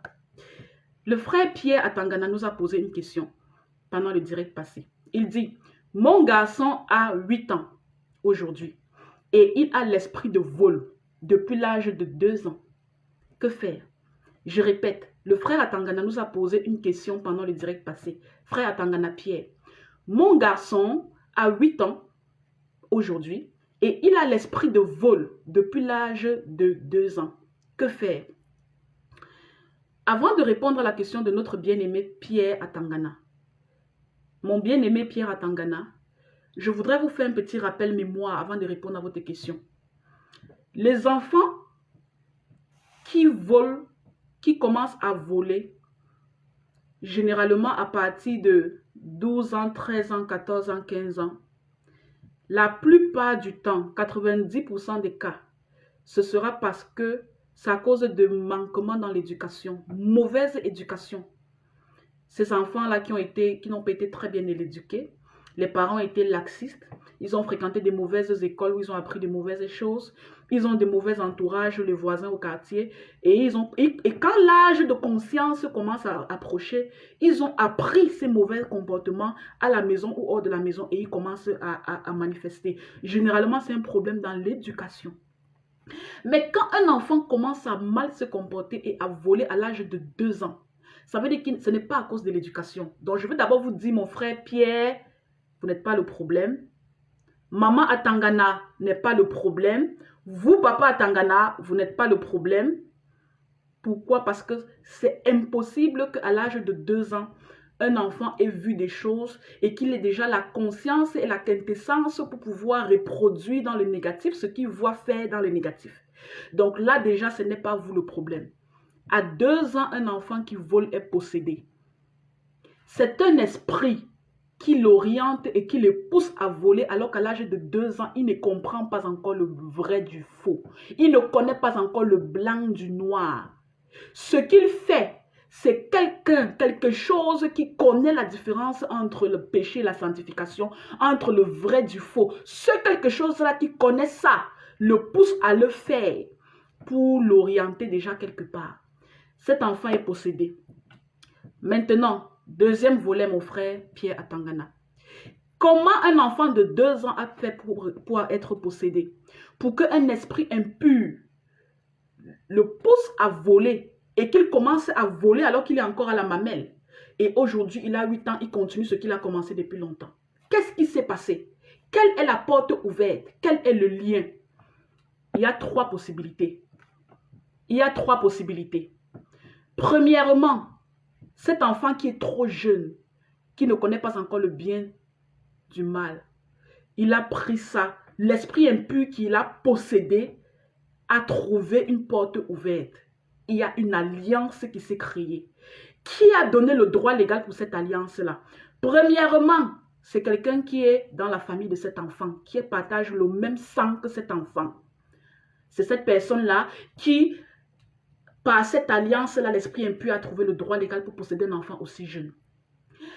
Je répète, quelqu'un dans la famille, première possibilité, quelqu'un dans la famille de cet enfant qui a le même sang que lui, un cousin, un neveu, un oncle, une tante, papa même, maman même, un frère aîné, une soeur aînée, quelqu'un qui a le même sang que cet enfant, a réclamé ou a revendiqué cet enfant et a une alliance s'est créée, l'esprit impur a pu trouver le moyen de le posséder. Il faut regarder dans votre famille. Quelqu'un a possédé cet enfant déjà très jeune. Et ce que vous voyez là, ce n'est que les manifestations. Deuxième raison, quelqu'un dans la communauté. Si vous avez, mon frère Pierre, un enfant qui passe le temps à dormir chez les voisins, un enfant qui passe le temps à aller rester chez les voisins, vous ne savez pas quels sont vos voisins, vous ne connaissez pas leur état spirituel. Il est tout le temps au quartier, vous ne savez pas chez qui il est au quartier. Je vous annonce donc que dans la deuxième possibilité, quelqu'un dans ce quartier, dans la communauté où vous vivez, a envoûté l'enfant et il y a eu l'alliance qui s'est créée. C'est surtout par la nourriture qu'on le fait. Il est allé rester chez le voisin pour passer l'après-midi, ou alors chez la tati ou la tata, il y avait quelqu'un qui vivait là-bas, il y avait un locataire. Il y a beaucoup de promiscuité dans certains pays, et c'est la promiscuité qui crée beaucoup de dégâts dans le spirituel. Cet enfant allait rester quelque part, et là-bas, un sorcier sataniste l'a envoûté. L'a envoûté par ce qui est entré dans sa bouche. Et le jour où la piste d'atterrissage, le jour où le repas, ou le liquide, ou quelque chose qui est entré dans sa bouche, le jour qu'il a avalé ça, la nuit, ils sont venus le chercher. Il y a eu l'alliance, il y a eu l'envoûtement, il y a eu la possession démoniaque. Deuxième possibilité. Et ce sont les 2 seules possibilités. Quelle est la solution? Chercher la délivrance pour cet enfant. Parce qu'avant même de connaître le blanc du noir, cet enfant avait déjà commencé les choses qui ne glorifient pas Dieu. Et chaque fois qu'un enfant fait quelque chose qui ne glorifie pas Dieu, ça veut dire que ce qui pousse cette personne à faire ce qui ne glorifie pas Dieu, c'est Satan. Mon frère Pierre, et un conseil pour la suite, faites très attention. Avec qui est-ce que vos enfants marchent? Où est-ce que vous déposez vos enfants? Souvent, vous les mamans là, arrête un peu mon enfant 2 minutes, je veux aller au marché là à côté. Vous avez donné votre enfant à qui? Vous ne savez pas l'état spirituel des gens avec qui vous vivez. Faites attention. Quel est l'entourage des gens qui vous entourent? Quand vous envoyez vos enfants passer les congés chez les tatas, les tontons, les soeurs, les frères, vous ne connaissez pas qui sont là-bas, qui vivent là-bas. Les femmes de ménage, les nounous que vous embauchez sont des sorcières qui viennent envoûter vos enfants dans vos maisons. Un chrétien doit être prudent. La prudence doit être de taille chez le chrétien. Donc mon frère Pierre en Tangana, l'enfant a été envoûté, l'enfant est possédé et la possession est passée par le sang familial ou c'est passé par quelqu'un dans la communauté où cet enfant vit qui lui a donné, qu'il a envoûté et il y a eu un esprit impur qui a été invoqué dans son corps. Donc vous êtes aujourd'hui mon frère Pierre, vous voyez que le vol. Mais devinez ce que vous ne voyez pas. Vous ne voyez que le vol. Si on vous dit que cet enfant sort la nuit et qu'il va dans les réunions, est-ce que vous allez accepter? Vous n'allez pas accepter. Donc aujourd'hui, le Seigneur vous a fait voir qu'il vole à part. Il a commencé à voler à l'âge de 2 ans. Ce n'est que le sommet de l'iceberg. Parce que quand un enfant à ce jeune âge a déjà été possédé, vous ne connaissez pas le sous-marin, tout ce qu'il est capable de faire et jusqu'où ils l'ont initié et qui l'ont récupéré. Donc, délivrance. Est-ce qu'on délivre les enfants? Bien sûr. Vous avez le droit légal. Vous êtes le père. La mère a le droit légal. Elle est la mère. Donc, si cet enfant va voir un serviteur de Dieu, des prières de délivrance seront faites. Cet esprit sera renvoyé dans les abîmes. Et peu importe la personne qui a gâté cet enfant, vous allez le savoir. Parce que souvent, le Seigneur révèle pour que vous vous méfiez. Et pour que si les autres enfants sont en danger, que vous éloignez cette personne-là de votre cercle privé. Donc, mon frère... J'ai répondu, mon frère Pierre à Tangana, que le Seigneur vous fortifie et qui vous accompagne pour bébé à Tangana afin que vous puissiez trouver la délivrance pour lui. Faites ça le plus tôt possible. Parce que lorsque cet enfant va arriver à l'âge de conscience, parce qu'il a 8 ans aujourd'hui, le temps nous fait défaut. Quand cet enfant aura 13 ans, 14 ans, il sera à l'âge de conscience, vous ne pourrez plus prendre autorité. Parce que là maintenant, pour suivre Jésus ou pour faire la délivrance, ce sont libre arbitre qui doit dire oui je veux ou oui ou non je ne veux pas. Vous n'avez pas les délais, mon frère. Allez vite. Parce que comme il a 8 ans, il est encore sous votre autorité. Plus qu'il ne connaît pas encore le bien du mal, à 8 ans, vous pouvez prier sans demander le consentement de l'enfant pour évacuer cet esprit impur. Si vous attendez trop longtemps, c'est ce qu'il atteigne 12 ans, 13 ans, 14 ans. Il connaît déjà le bon du faux. Vous ne pouvez plus rien faire. Vous allez seulement pouvoir supporter les dégâts. Et là, maintenant, il va falloir que lui... de sa bouche, il dit je veux suivre Jésus pour qu'on puisse l'aider. S'il dit je ne veux pas Jésus, je veux Satan, vous n'allez qu'à mettre les mains sur la tête et à supporter les conséquences. Donc le temps nous fait défaut. Il a 8 ans, il est encore sous votre autorité spirituelle. Cherchez la délivrance et faites rapidement des prières pour évacuer l'esprit impur qui le possède. Je suis en train d'aller très vite pour être sûr de répondre au maximum de questions, mais voilà. Il est déjà presque 3 minutes de 1 heure de temps et on n'a fait que 3 questions. J'aurais voulu faire plus, mais bon. Prenons encore une question, prenons encore quelques questions. Donc, j'ai la sœur Mimi qui a posé une question. J'ai la sœur Sephora qui a sa question, qui a une question de 2 volets. Ce que je vais faire, frères et sœurs, bon, allons à la sœur Mimi. Je vais aller rapidement. Permettez-moi et excusez-moi pour votre temps précieux, que peut-être j'ai pris à tirer un peu en longueur, mais il y a beaucoup de questions. Et si on veut aider tout le monde, on va devoir faire comme ça. On n'a pas beaucoup de choix. Frère Nathan, vous avez encore une question. Que signifie le verset Matthieu chapitre 9, verset 16 à 17? Mon frère Romial, s'il vous plaît, copiez comme ça. Le Seigneur nous fera grâce. On va un jour apporter la lumière au frère Nathan. Sœur Mimi dit, première question. Je voulais savoir si un chrétien peut avoir dans son salon la photo d'un parent décédé. Père, mère, grands-parents. Est-ce un point de contact? Deuxième question de la sœur Mimi, c'est-à-dire deuxième volet. Certaines personnes disent qu'il faut se débarrasser des objets personnels laissés par des parents décédés. Est-ce que c'est mauvais de garder un vêtement ou un collier ou une chaussure d'un proche qui est décédé? Je pose encore la question. Bon, je répète encore la question s'il vous plaît. Excusez-moi. Je répète la question de la sœur Mimi. La sœur Mimi demande à travers WhatsApp, elle a envoyé sur le numéro, elle dit: Premier volet. Je voulais savoir si un chrétien peut avoir dans son salon la photo ou d'un proche qui est décédé, un papa, une maman, un grand-parent, ou est-ce que c'est un point de contact?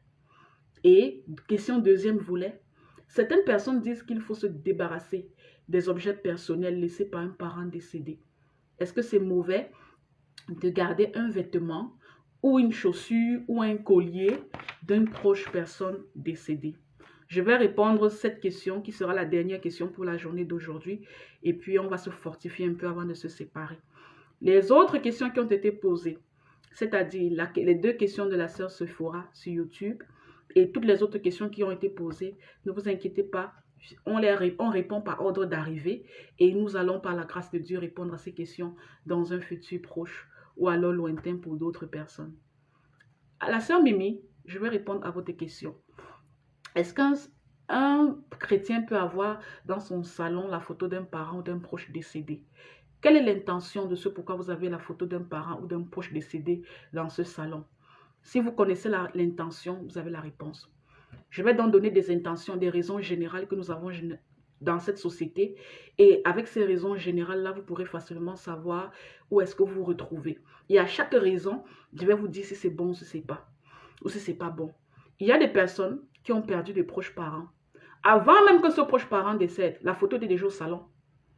Moi, j'ai la photo, il y a les photos de mariage de mes parents dans le salon de la maison familiale.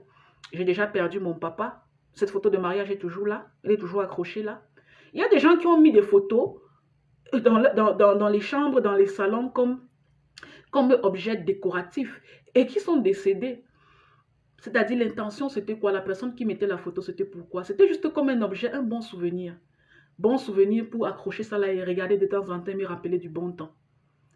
Voilà une première intention. Il y a des gens qui n'ont rien attaché, qui n'ont rien qui s'attache aux photos qu'ils mettent chez eux. Ils mettent cette photo-là pour se souvenir, pour se rappeler de bons moments. Peut-être je suis allée à une cérémonie, là-bas j'ai vu les frères, j'étais avec toute la communauté chrétienne, pasteur Christian, tous les membres de la famille chrétienne. On a pris une très belle photo. Je vais mettre ça dans mon salon, bien sûr.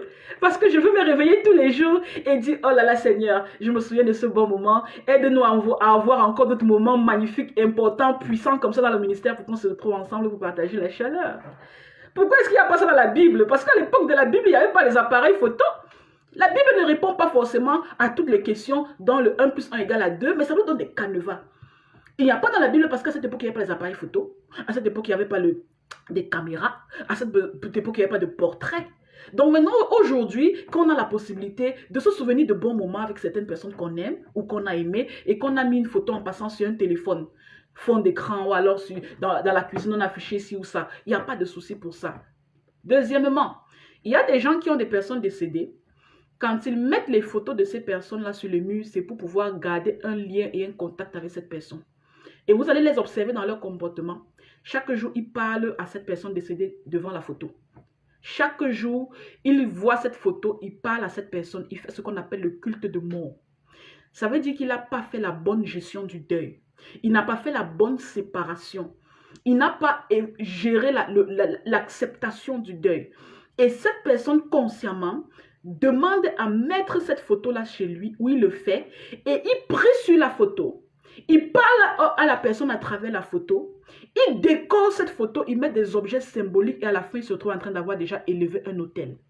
Est-ce que vous savez, frères et sœurs, qu'il y a des gens qui, dans leur maison, ont fait des autels pour des gens décédés? Comment ils ont fait des autels? Souvent, ils ne se sont pas rendus compte que c'était un autel.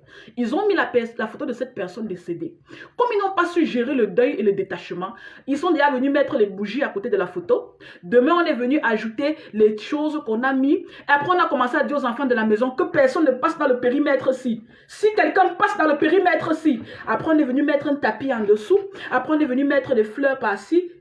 C'est-à-dire que dans la mauvaise gestion du deuil, la personne ne se rend pas compte qu'avec la photo, il a déjà commencé à vouer un culte à cette personne décédée et que la photo est devenue un autel qu'il a élevé. Il prie avec la photo, il prie sur la photo, il continue de faire un attachement sur le culte de mort. Une personne pareille ne doit pas avoir une photo comme ça. La photo n'a pas cette indication-là pour une photo de décédé dans la maison. Il y a aussi la personne, ça veut dire que dans ce cas, c'est strictement interdit de mettre une photo d'une personne décédée et de faire de ça un hôtel, un lieu de culte, un lieu de discussion avec une personne qui est déjà partie. Interdit. Deuxième interdiction, il y a des personnes qui ne mettent pas les photos des décédés parce que ça leur donne un mauvais souvenir qu'ils n'arrivent pas à gérer. Ça veut dire que chaque fois que cette personne passe dans son salon, il voit la photo de papa, il voit la photo de maman, il se souvient du moment tragique. Il se souvient de cette journée difficile où on lui a appris l'accident. Il va décider d'enlever. Parce que émotionnellement, chaque fois qu'il voit la photo, il pleure. Chaque fois qu'il voit la photo, il est dans tous ses états. Il doit l'enlever. Je vais te demander, mon frère, enlève cette photo-là, tu gardes. Enlève cette photo, tu gardes parce que ce n'est pas un problème spirituel, ton cas, mais ton cas est un problème émotionnel. Tu n'as pas accepté le deuil et chaque fois que tu vois la photo, tu pleures. Chaque fois que tu vois la photo, ta journée est gâtée. Donc, il y a les gens qui ont le problème avec les photos au niveau spirituel. Ceux qui ont commencé à mettre les photos, parler aux décédés, faire les cultes de mort, mettre les tapis en dessous, les bougies, les fleurs par-ci, les histoires, les nounours, tout ça, c'est le culte de mort, culte aux décédés. Enlevez les photos là, jetez tout ça. Ceux qui ont mis les photos et qui n'ont pas encore su digérer le deuil, et qui chaque fois qu'ils voient cette photo, ce souvenir, ils pleurent, enlevez les photos là, ça ne vous sert à rien. Et enfin, humainement parlant et normalement parlant, il y a des gens qui mettent des photos comme souvenir simple. Oh là là, je me souviens de mon papa, je me souviens de cet habit quand il avait porté ça, c'était de bons moments. Au moins, ce sont les bons souvenirs que je garde. Et ces personnes-là sont décédées dans le corps de chair. Mais spirituellement, pour ceux qui sont morts en Christ, on va les revoir dans la Jérusalem céleste.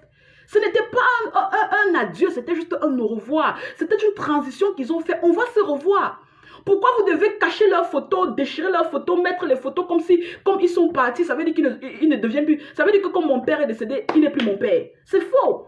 Oui, ils sont partis, mais il reste des personnes pour qui on garde de bons souvenirs, pour ceux-là qui sont allés nous attendre dans la Jérusalem, qui sont allés nous attendre devant le trône céleste. Et on a l'espoir de les revoir.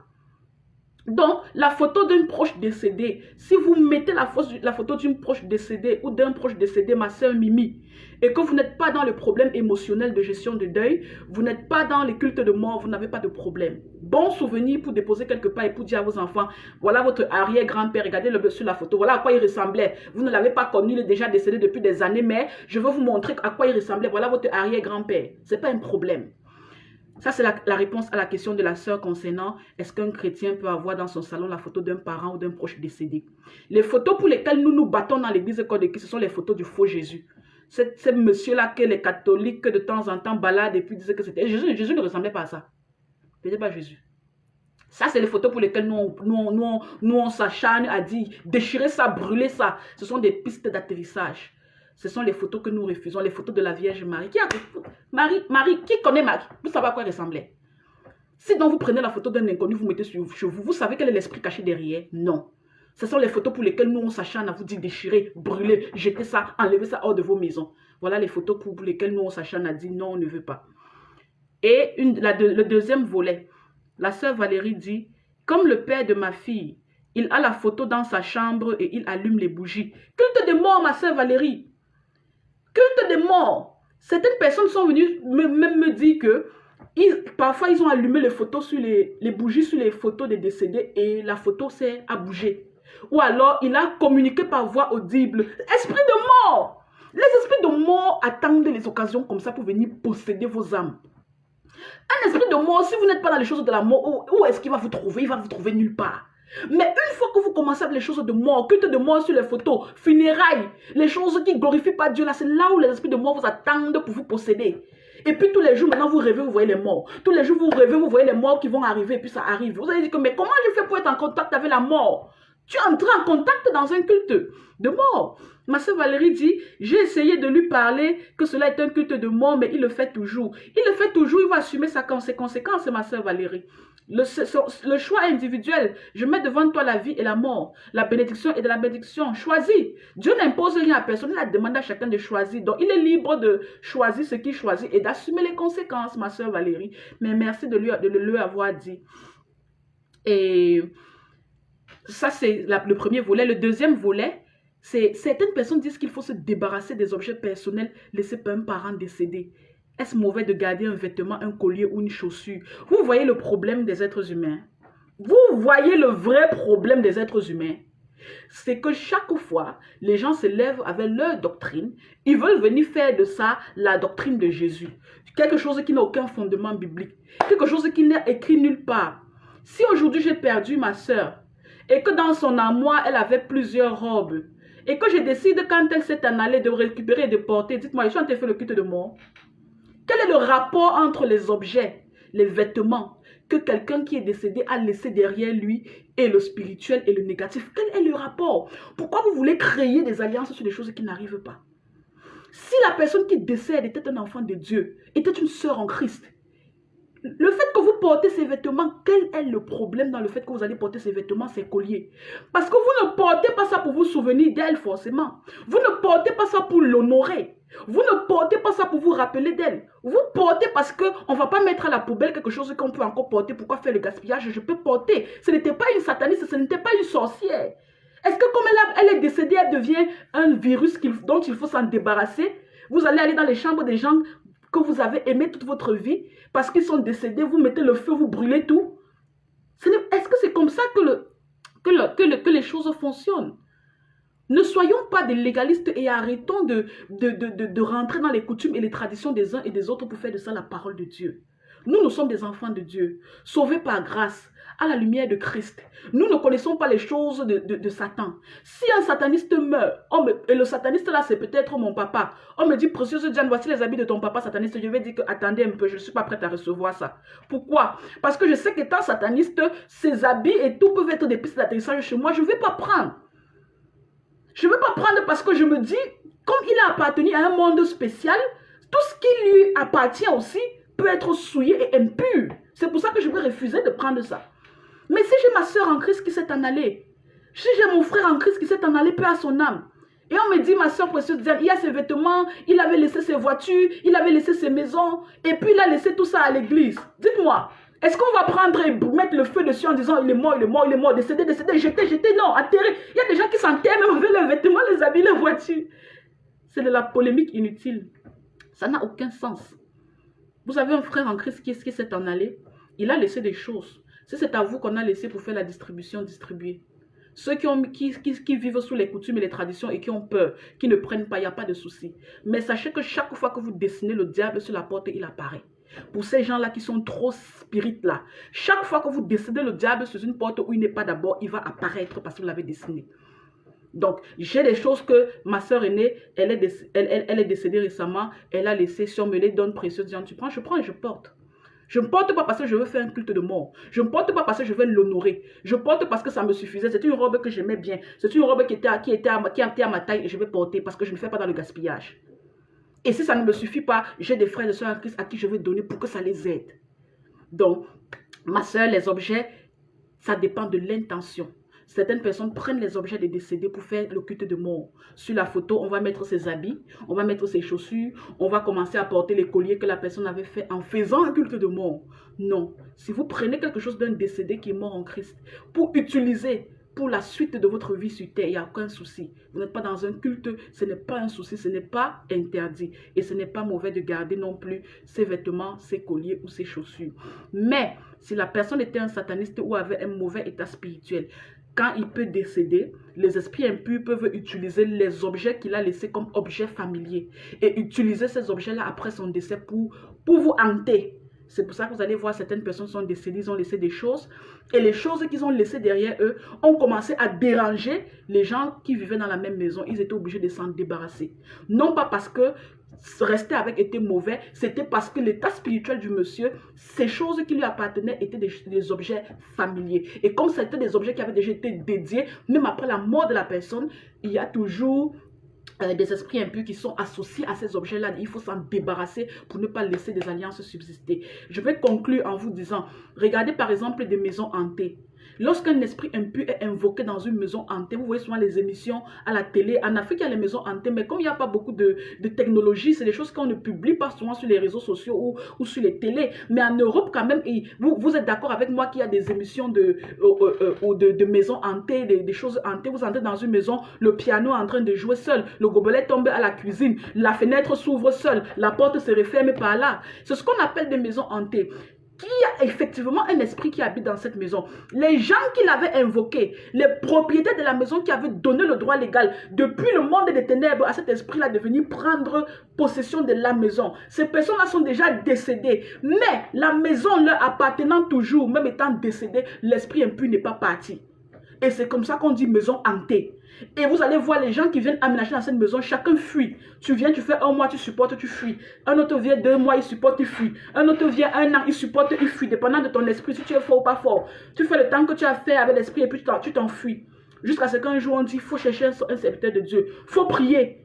Parce que la personne est décédée, mais les objets qu'il a laissés derrière lui, sa maison qu'il a laissée derrière lui, ses vêtements qu'il a laissés derrière lui, il avait dédié ça au monde des ténèbres et les esprits impurs qui avaient été invoqués quand il était encore vivant, même après la mort, ils sont restés derrière ces objets-là. Donc tant qu'on ne prie pas pour les chasser, pour prendre l'autorité, parce que la personne est déjà décédée, on veut réclamer ça, l'esprit impur va vous rendre la vie difficile. Donc, c'est ce que je voulais signaler concernant les choses décédées. Quand c'est dans la famille chrétienne, c'est votre frère, votre soeur en Christ, gardez ces objets et utilisez-les sans problème.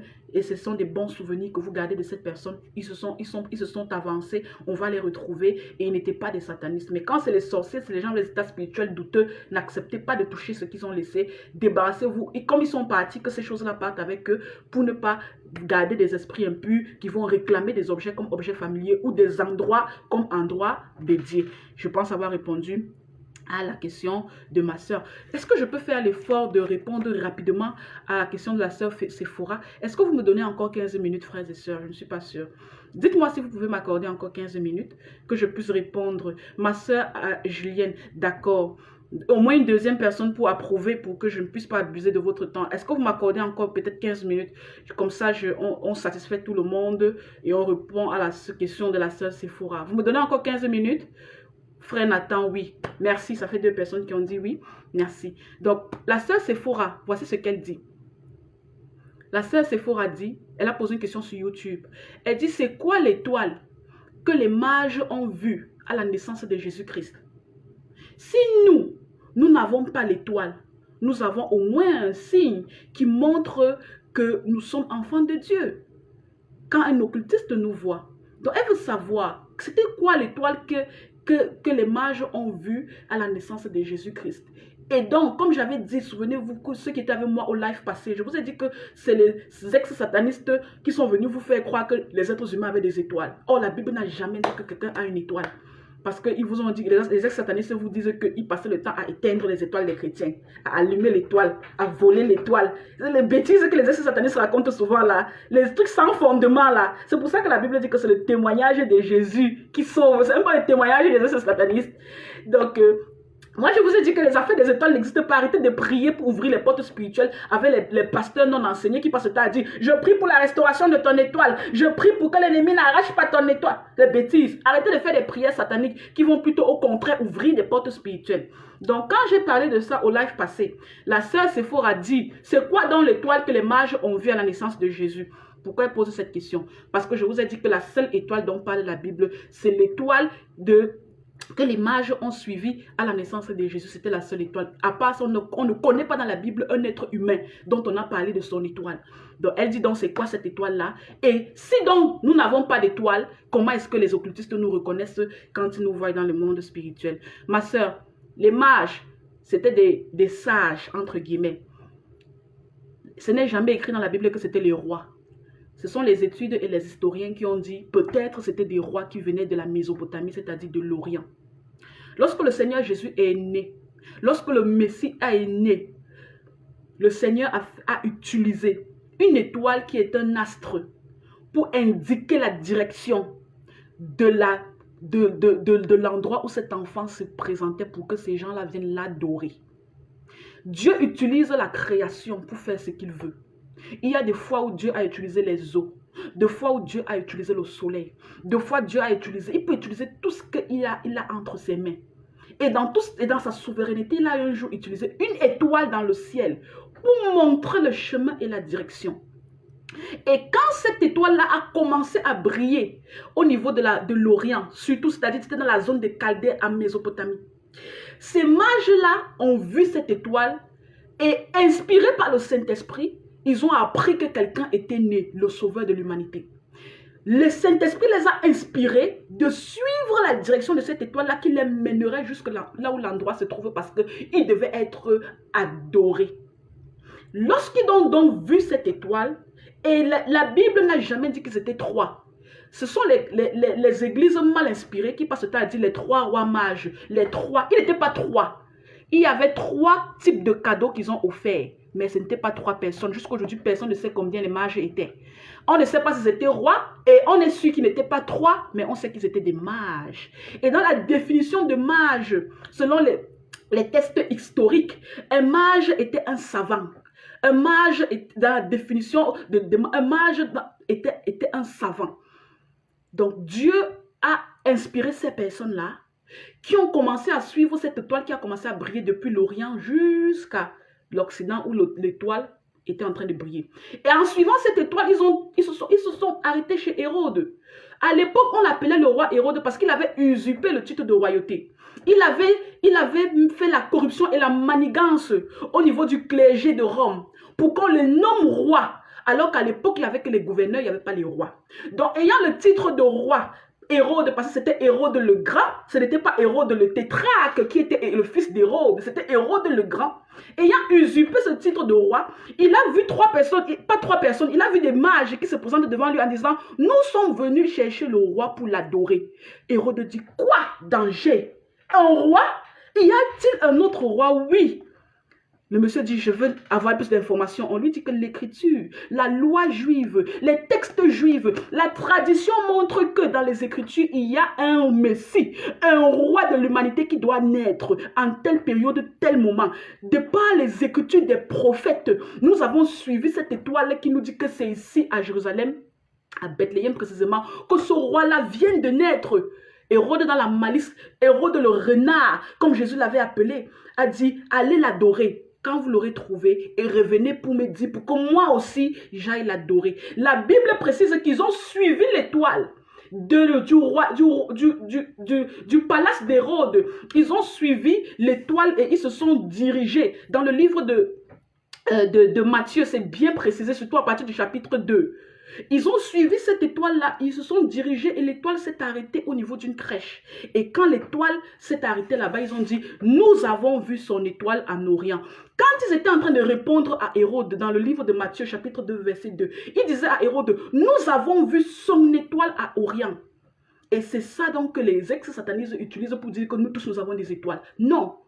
En français facile, nous avons vu son étoile en Orient veut dire que Dieu nous a dit qu'un Messie devait naître quelque part. Et l'étoile qui devait nous diriger vers le lieu où on devait aller l'adorer, c'était son étoile. Et donc, nous avons vu son étoile en Orient, nous sommes venus pour l'adorer. Et la Bible précise qu'ils sont quittés Hérode, ils sont partis. Et l'étoile s'est arrêtée exactement à cet endroit-là. Ils sont entrés avec les cadeaux. Et les cadeaux, il y avait l'or qui caractérisait la royauté de Jésus. Il y avait l'encens qui caractérisait le sacerdoce, lui qui est devenu plus tard, selon la volonté de l'Éternel très haut, le sacrificateur à perpétuité, selon l'ordre de Melchizedek. Et enfin, il y avait la myrrhe. Je veux préciser, quand ils l'ont adoré, le livre de l'Apocalypse vous dit quoi concernant Jésus? Jésus lui-même est l'étoile. Il dit que moi, Jésus, j'ai envoyé mon ange pour vous attester ces choses dans ces églises, dans les églises. Je suis le rejeton et la postérité de David, l'étoile brillante du matin, je suis. Sachez que Jésus est votre étoile brillante du matin. Chacun de vous a une étoile et son étoile, c'est Jésus. Si un jour vous acceptez les prières des satanistes, vous acceptez les doctrines des démons qui disent que vous avez vos étoiles individuelles que vous devez conserver, pour lesquelles vous devez prier, vous êtes en train de vous égarer. Parce que ces étoiles individuelles-là qui vous associent sont des étoiles sataniques qui viennent de l'astrologie, des sciences occultes de l'astrologie. Les satanistes dans les sciences occultes astrologiques s'associent chacun d'eux une étoile. Chacun d'eux correspond à un degré planétaire. Un sataniste va vous dire que moi, mon étoile est à tel endroit. L'autre va dire que moi, mon étoile. Et c'est cette étoile-là dans les sciences spirituelles qu'ils travaillent pour se détruire entre eux, pour avancer, pour faire ce qu'ils veulent. Maintenant, quand ils arrivent dans l'église au corps de Christ, ils trouvent les gens qui sont ignorants. Ils commencent à vous dire, cherche aussi ton étoile. Réclame-toi une étoile. Associe-toi une étoile. Comme ça, on va prier pour ton étoile. Comme ça, l'ennemi ne va pas toucher cette étoile. Le jour où vous avez accepté cette doctrine, vous vous êtes vendu. Vous vous êtes sacrifié à prix de rien. Parce que ton étoile, ma soeur, je suis l'étoile brillante du matin, c'est Jésus. J'ai répondu à la question. Quel est donc le signe qui vous permet de comprendre aux satanistes que vous êtes enfant de Dieu? C'est le sceau du Saint-Esprit. La Bible a été claire. La Bible est tellement claire. La Bible, c'est oui, amen. On ne discute pas. Oui et amen. La Bible dit que nous, vous tous, n'attristez pas le Saint-Esprit par lequel vous avez été scellés pour le jour de la rédemption. Le sceau que le Saint-Esprit met sur toi, toi, tu ne vois pas le sceau là sur ton front spirituel, mais un sorcier dans la dimension spirituelle voit le sceau du Saint-Esprit. C'est ça qui lui permet de comprendre qu'elle est enfant de Dieu. On ne touche pas là-bas. C'est le sceau du Saint-Esprit qui dégage en toi une flamme, une lumière, qui fait que partout où tu marches, les satanistes te voient, ils disent, celle-là ne nous appartient pas, celle-là n'est pas de notre monde, celle-là n'est pas de notre communauté, parce que la flamme qui brille en toi n'est pas la flamme d'une étoile, c'est la flamme du Saint-Esprit qui fait la lumière de ta vie, parce que Dieu est lumière. Donc, chaque fois que vous avez accepté Jésus-Christ comme Seigneur et Sauveur, vous avez eu la marque du sceau du Saint-Esprit. Quand la flamme du Saint-Esprit commence à briller en vous, vous êtes reconnaissable. L'ennemi sait que vous ne lui appartenez pas. Il sait qu'avec vous, on ne joue pas. Il sait que s'il essaye, vous êtes amer. Ça, c'est comme ça qu'on est reconnu dans le monde des ténèbres. Et pour une différence, il y a des gens qui sont tellement disciplinés dans leur croissance spirituelle, qui travaillent tellement dans leur relation avec Dieu, que plus ils avancent et ils grandissent, plus leur âme grandit dans la dimension spirituelle de l'éternel, plus la relation est bonne avec le Seigneur, plus leur flamme est grande. C'est pour ça que vous allez voir, il y a de ces chrétiens-là, quand ils arrivent dans des bureaux de satanistes, le sataniste se lève, il sort. Parce que c'est insupportable. Or, il y a aussi d'autres chrétiens qui sont encore là-bas, les bébés au lait. Il est là-bas avec sa petite flamme. Il se balade avec sa petite flamme. Il est toujours en train de combattre. Il est toujours dans le manque de sanctification. Toujours dans un pied dedans, un pied dehors. Une petite flamme. Oui, Satan sait que tu es enfant de Dieu. Mais il voit les portes spirituelles ouvertes. Il voit que tu es encore faible. Parce que la flamme n'est pas là pour impacter. Vous êtes la lumière du monde. Quand on met la lumière, quand on met une lampe sur un chevet, c'est pour briller et éclairer ceux qui sont dans les ténèbres. Et qu'est-ce qui éclaire? C'est la flamme du Saint-Esprit. Ma soeur Sephora, c'est avec la flamme du Saint-Esprit. C'est le sceau de l'Éternel sur vous qui montre aux satanistes que vous ne leur appartenez pas. Il n'y a pas d'étoile. N'acceptez pas. Moi, pour mon cas, mon étoile, c'est Jésus. Il est l'étoile brillante du matin. Celui qui veut usurper le titre d'étoile dans ma vie. Ah non, non, non, non, non, non. Il est anathème. Mon étoile, c'est Jésus. Dernière question de la sœur Sephora sur YouTube. Est-ce qu'un chrétien peut faire des marches, des revendications, des manifestations pour son pays quand les choses ne vont pas comme il faut? Un chrétien peut-il tuer un adversaire en guerre même s'il lui demande pardon? Je réponds à la dernière question et aussi rapidement que je pourrais pour ne pas abuser de la gentillesse du temps que vous m'avez accordé. Donc, je repose la question de la sœur Sephora. La sœur Sephora dit, est-ce qu'un chrétien peut faire des marches, des revendications, des manifestations pour son pays quand les choses ne vont pas bien? Et elle précise, est-ce qu'un chrétien peut tuer son adversaire en guerre, même s'il demande pardon? Ma sœur Sephora, la réponse est très simple. Votre royaume n'est pas d'ici-bas. Vous allez revendiquer quoi? Ma soeur Sephora, c'est quoi que vous allez revendiquer? Dites-moi, il y a quoi sur cette terre des êtres humains qui peut vous pousser à prendre 8 heures de temps, 2 heures de temps pour aller marcher sur le soleil? Vous revendiquez quoi sur cette terre? Parce que Jésus dit, si mon royaume était du si-bas, je devais demander à mon Père de m'envoyer des légions d'anges qui devaient venir me défendre. Défendre mes droits sur terre, défendre mon autorité devant vous les êtres humains, défendre mon prestige devant la race humaine. Mais mon royaume n'est pas d'ici-bas. Laissez ces gens-là me tuer, je m'en vais chez mon Père. Qu'est-ce que j'ai à faire avec vos choses du monde? C'est la même chose que je vous dis. La Bible dit par Jésus, rendez à César ce qui appartient à César et rendez à Dieu ce qui appartient à Dieu. Si les païens sont là-bas en train de discuter la politique, en train de discuter le droit des homosexuels, de discuter le droit de la cigarette, le droit des avortements, votre problème c'est d'accord là-dedans. Parce que ce n'est pas votre royaume, ma soeur. Vous n'avez pas besoin de discuter les choses du monde avec les gens du monde. Vous êtes dans le monde, mais vous n'êtes pas de ce monde. N'oubliez jamais d'où vous venez et où vous partez. Ma soeur Sephora. Donc, au lieu de partir faire 4 heures de temps au soleil pour avoir les pancartes, pour revendiquer les choses de la politique, les choses du royaume de si-bas, je vous conseille de prendre les 4 heures de temps là pour vous accrocher à la parole de Dieu, pour la lire ou alors pour aller évangéliser et sauver au moins 2 ou 3 ans. Parce que ma soeur Sephora, Jésus revient bientôt. On n'a pas le temps de discuter les affaires gouvernementales.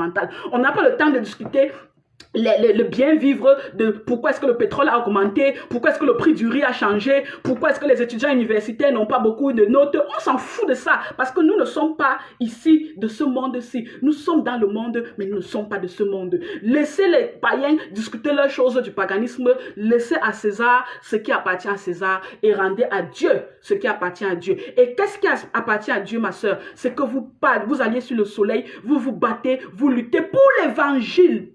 Pour l'évangile, pour l'évangile. Ça, c'est ce qui appartient à Dieu. Et rendez ça à Dieu, ma soeur Sephora.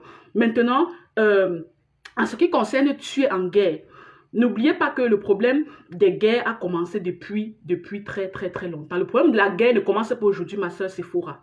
Et comme le problème de la guerre ne commence pas aujourd'hui, sachez que les David ont eu à faire des guerres. Abraham a eu à faire des guerres. Tous les grands hommes de Dieu ont eu à faire des guerres. Et la guerre veut dire qu'il y a les morts. La guerre veut dire que quand tu défends quelque chose, tu vas tuer. Si donc un chrétien est un militaire, parce qu'il y a des chrétiens militaires. Militaire, c'est une profession. Je choisis d'être militaire pour garder mon pays, pour sauver mon pays, pour protéger mon pays. Si donc moi, je suis un chrétien et que je suis militaire, dans l'exercice de ma fonction, il y a des choses que je vais faire. Il y a des choses que je vais devoir faire, c'est-à-dire que quand vous allez aller en guerre, vous allez devoir tuer. Vous allez tuer pour survivre. Vous allez tuer pour protéger ce pays pour lequel vous avez signé honneur, vous avez prêté serment, parce que vous ne tuez pas dans l'envie de tuer, dans la jouissance de tuer, dans le luxe de tuer. Vous tuez dans la profession que vous êtes en train de faire. Donc vous devez comprendre que dans l'Ancien Testament, le roi David allait en guerre tout le temps. Il a passé tout le temps à tuer. Le sang a coulé sur ses mains énormément pour protéger la nation d'Israël.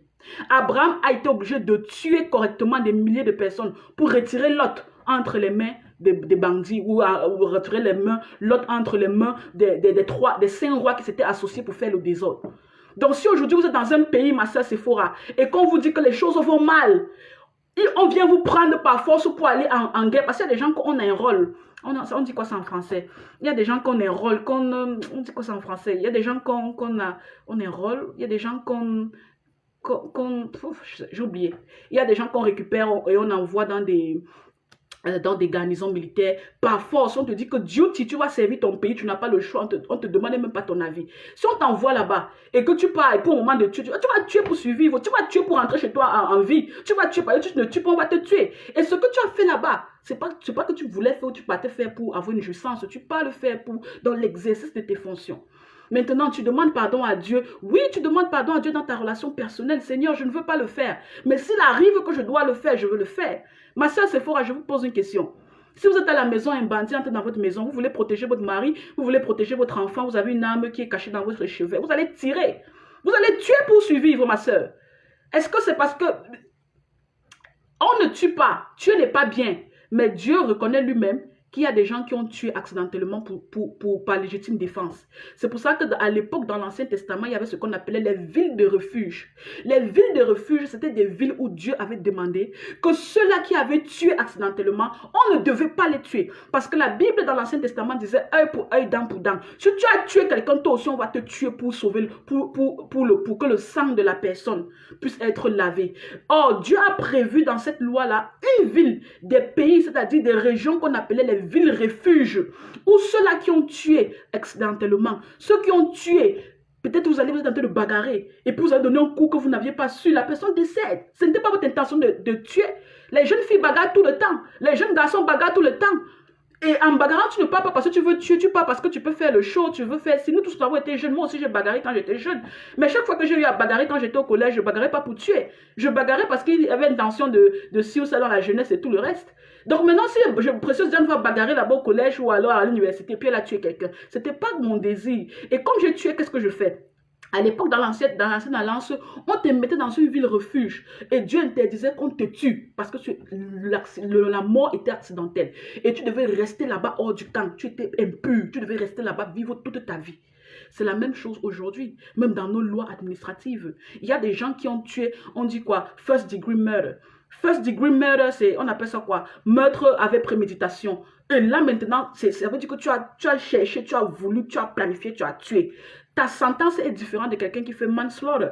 Parce que quelqu'un qui fait manslaughter, c'est quelqu'un qui fait meurtre sans préméditation. Ça veut dire que meurtre au second degré, on va dire que c'est accidentel, il ne voulait pas et puis il l'a tué. On va te donner aussi une sentence, mais qui sera un peu réduite. Donc Dieu connaît toutes ces choses-là. Si vous tuez quelqu'un parce que vous voulez le tuer, Dieu connaîtra comment vous jugez. Et si vous tuez accidentellement ou alors vous tuez dans l'exercice de vos fonctions, Dieu aussi est un Dieu d'amour. Il est l'avocat auprès du Père. Jésus est l'avocat, il comprend, il connaît et il sait comment intercéder pour votre cas personnel. Donc, qu'est-ce que je dis aux militaires? Oh oui, ma soeur Marie, quand je enroll. Ok, enrôler. Ok, d'accord, merci beaucoup pour le mot. Donc, en français, c'est enrôler. Quand on t'enrôle en guerre, on t'enrôle dans une garnison, on t'enrôle. Merci, ma soeur, merci. Donc, chaque fois que vous êtes en train de faire quelque chose, vous allez avoir à faire quelque chose qui est contre la parole de Dieu, mais ce n'était pas voulu. Soit sous l'exercice de vos fonctions, soit accidentel. Dans la relation personnelle que vous avez avec Dieu, demandez pardon. Et Dieu vous pardonne, puisque tous les péchés sont pardonnables. Le seul qui n'est pas pardonnable sur le baptême, c'est le blasphème contre le Saint-Esprit. Donc si même toi tu es militaire, tu as tué parce que le gouvernement ou ton pays t'a obligé de tuer pour sauver la nation, c'est un péché pardonnable quand tu sais te réconcilier avec Dieu, quand tu sais mettre les genoux pour demander pardon. Et je dis souvent aux chrétiens, pour ne même pas avoir de soucis de va-et-vient avec le Seigneur dans votre relation, ne choisissez pas les métiers aussi pareils. Certains sont là-dedans parce qu'ils n'ont pas le choix, d'autres qui peuvent choisir, faites autre chose. Donc, ça, c'est ce que je voulais signaler, ma soeur. Si un chrétien tue accidentellement, si Précieuse Diane conduit la voiture et écrase quelqu'un sur la route, c'était accidentel. Ça ne fait pas de moi une sataniste. Ça ne fait pas de moi une moindre. Je reste une servante de Dieu. Je reste un sacerdoce royal. Je reste un enfant de Dieu. Et je vais aller à prison, je vais accepter, je vais supporter. Et je vais demander pardon à Dieu pour cet accident-là. Donc les accidents, ça arrive. Mais vous devez savoir comment demander pardon. Et assumer les conséquences de vos actes avec maturité. J'espère que j'ai répondu. Et voilà, vous avez donné du temps. On a répondu à toutes les questions. On a pu apporter de la lumière pour tous ceux-là qui aujourd'hui recherchaient un moyen d'avoir des questions claires et nettes à la lumière de la parole de Dieu. Que le Seigneur Jésus vous bénisse tous. Je veux donner un mot de persévérance, un mot d'encouragement. Et avant de donner un mot d'encouragement, je voudrais dire surtout à ceux-là qui ne connaissent pas encore Jésus, je vous en supplie, donnez vos vies au Seigneur Jésus. Les marabouts ne sont pas venus aujourd'hui pendant le live. Je ne sais pas pourquoi ce marabout n'est pas venu. Peut-être qu'il s'est converti, on ne sait jamais. Prions pour ce marabout, pour qu'on ne sait jamais qu'il puisse se convertir. Ceux-là qui me demandent pourquoi je parle des marabouts pendant le direct, c'est tout simplement parce que les marabouts sur Facebook, ou alors les féticheurs entre guillemets, ou les occultistes, ils ont l'habitude de calculer les directs ou bien des endroits où il y a des émissions chrétiennes, et puis ils viennent dans les commentaires faire des publicités de charme, de fétiches, de consultations chez le marabout. Donc quand on les voit, ce qu'on peut faire pour ne pas indisposer les autres, pour ne pas faire tomber les plus faibles, on doit les bloquer dans les commentaires. Donc la dernière fois, on a eu 2 marabouts qui nous ont visités, et puis voilà, ils ne sont pas venus aujourd'hui. Je pense que s'ils viennent, ils sont peut-être les bienvenus parce que ce sera un moyen pour eux d'écouter la parole qui est vivante. J'invite donc tous les frères et sœurs en Christ qui veulent donner leur vie au Seigneur Jésus. Il ne se fait jamais trop tard. Vous n'avez pas besoin de me contacter pour donner votre vie à Jésus. Vous n'avez pas besoin même d'attendre, de programmer, d'aller à l'église. Mettez les genoux au sol dans votre chambre et parlez à Jésus. Dites-lui, Seigneur Jésus, je te confesse, toi, je te reconnais comme mon seul Seigneur et Sauveur. Je te demande pardon pour tout ce que j'ai eu à faire de mauvais, pour les erreurs de mon passé. Seigneur Jésus, accepte-moi s'il te plaît, que ta grâce soit sur moi, que ta miséricorde soit en ma faveur, afin que je puisse, Seigneur Jésus-Christ, être ta lumière. Prends-moi et montre-moi le chemin. Et le Seigneur va le faire et vous allez avancer. Ce n'est pas un être humain qui le fait, c'est le Saint-Esprit qui le fait pour vous. Donc j'invite tous ceux-là qui veulent donner la vie au Seigneur Jésus. Faites-le sans délai parce que vous ne savez jamais. Peut-être on ne sera pas ensemble l'émission prochaine parce que peut-être Jésus revient entre-temps, on ne sait pas. Donc, donnez vos vies au Seigneur Jésus pour ceux qui ont la volonté. J'encourage aussi ceux qui manquent de persévérance dans leur marche en Christ. Je vous en supplie. Si vous n'êtes pas persévérant dans les épreuves difficiles que vous traversez, vous ne pourrez jamais témoigner de la grandeur de Dieu. Pour témoigner de ce que Dieu a fait pour toi, tu dois accepter de vivre la tribulation, de marcher dans la persécution, de suivre les voies de l'Éternel dans la douleur pour pouvoir arriver au point de de témoignages, pour pouvoir arriver au point là excellent où vous allez dire Seigneur, j'ai parcouru, j'ai combattu le bon combat, j'ai achevé ma course. Maintenant tu vas me redonner ta couronne de la justice. Pour dire ça à Dieu, il va falloir que vous acceptez. Je vous en supplie, persévérer. Que ceux qui m'écoutent ce soir, quel que soit ce que vous traversez, ne laissez pas l'ennemi vous convaincre du contraire. Ne laissez pas l'ennemi vous faire croire que vous avez déjà échoué ou que votre cas est impossible. Rien n'est impossible à celui qui croit. Rien n'est impossible à celui qui croit. Et n'oubliez jamais, il n'y a plus de condamnation pour ceux qui ont cru. Il n'y a plus de condamnation pour ceux qui ont cru. Dieu vous en supplie, tenez bon. Mais à chaque jour suffit sa peine. N'essayez pas d'attendre qu'est-ce que je vais faire demain, après-demain. Non, non, non, non, non. Laissez les mots de tête là à Dieu. Lui va réfléchir sur votre demain. Prenez à chaque jour comme ça vient. Aujourd'hui, vous faites pour aujourd'hui. Vous attendez demain, vous allez faire pour demain. Je vous encourage à persévérer.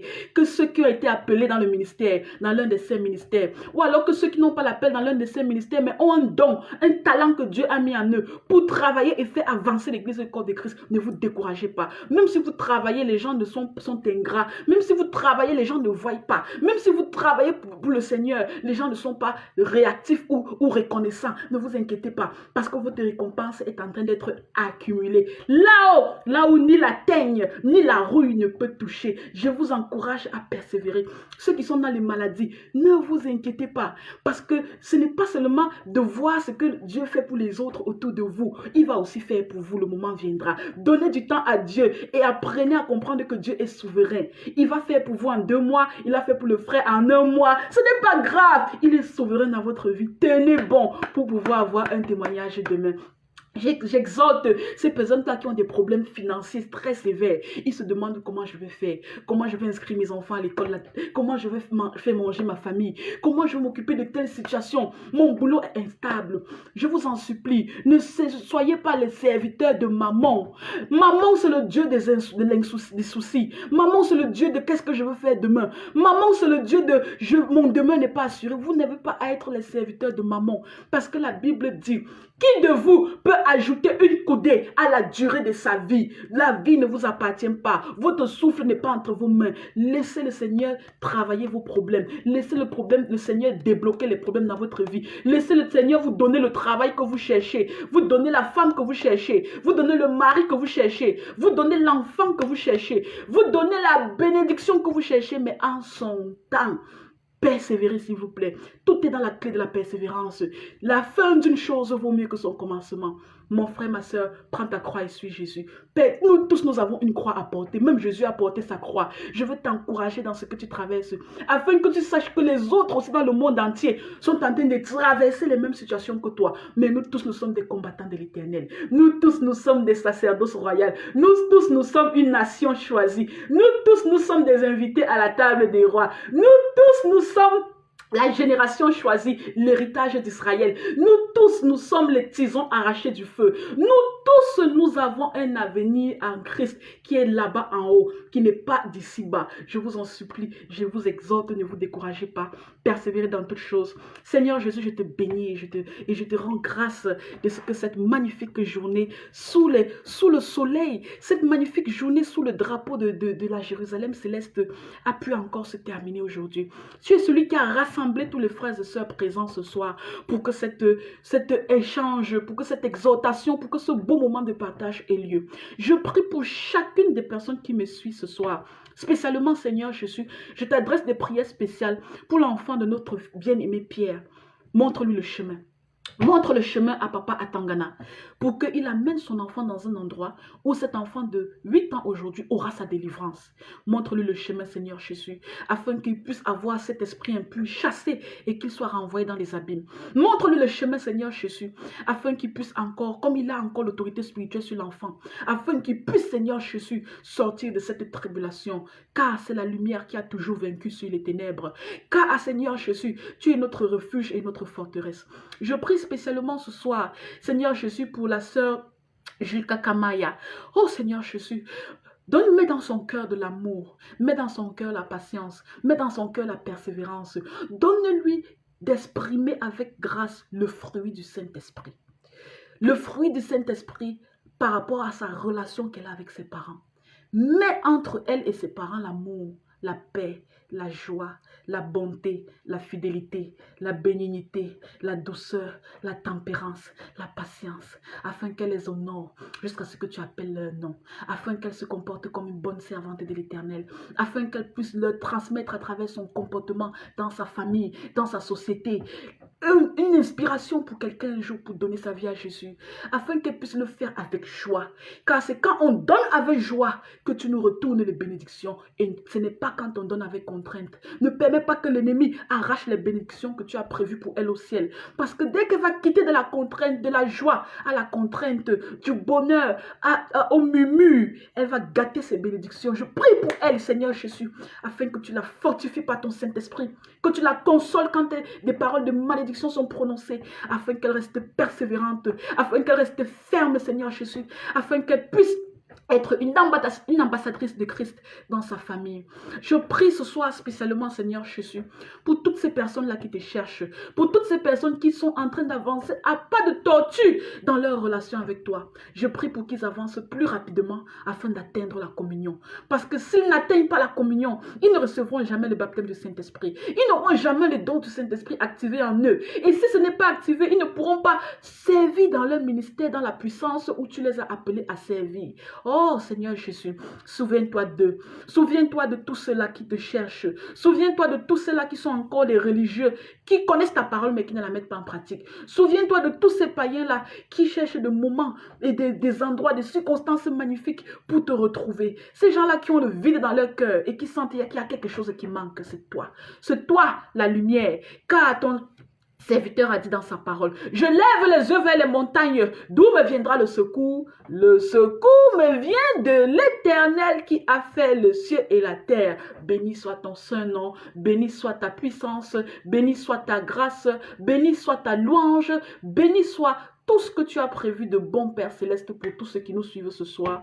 Et c'est en ton nom précieux, Seigneur Jésus-Christ de Nazareth, que nous avons prié et que nous avons confié tous les désirs de cœur, tous les problèmes, tous les soucis de ceux qui nous suivent ce soir. Que ta magnificence soit faite, Seigneur, que ta majesté s'élève au-dessus des cieux. Et c'est en ton nom précieux que nous avons prié, afin que par toi, Seigneur Jésus-Christ, le Père se glorifie. Merci à tous qui avaient bien voulu suivre ce moment de fortification. Que les désirs de votre cœur soient exaucés par la main de l'Éternel. Shalom et à la prochaine.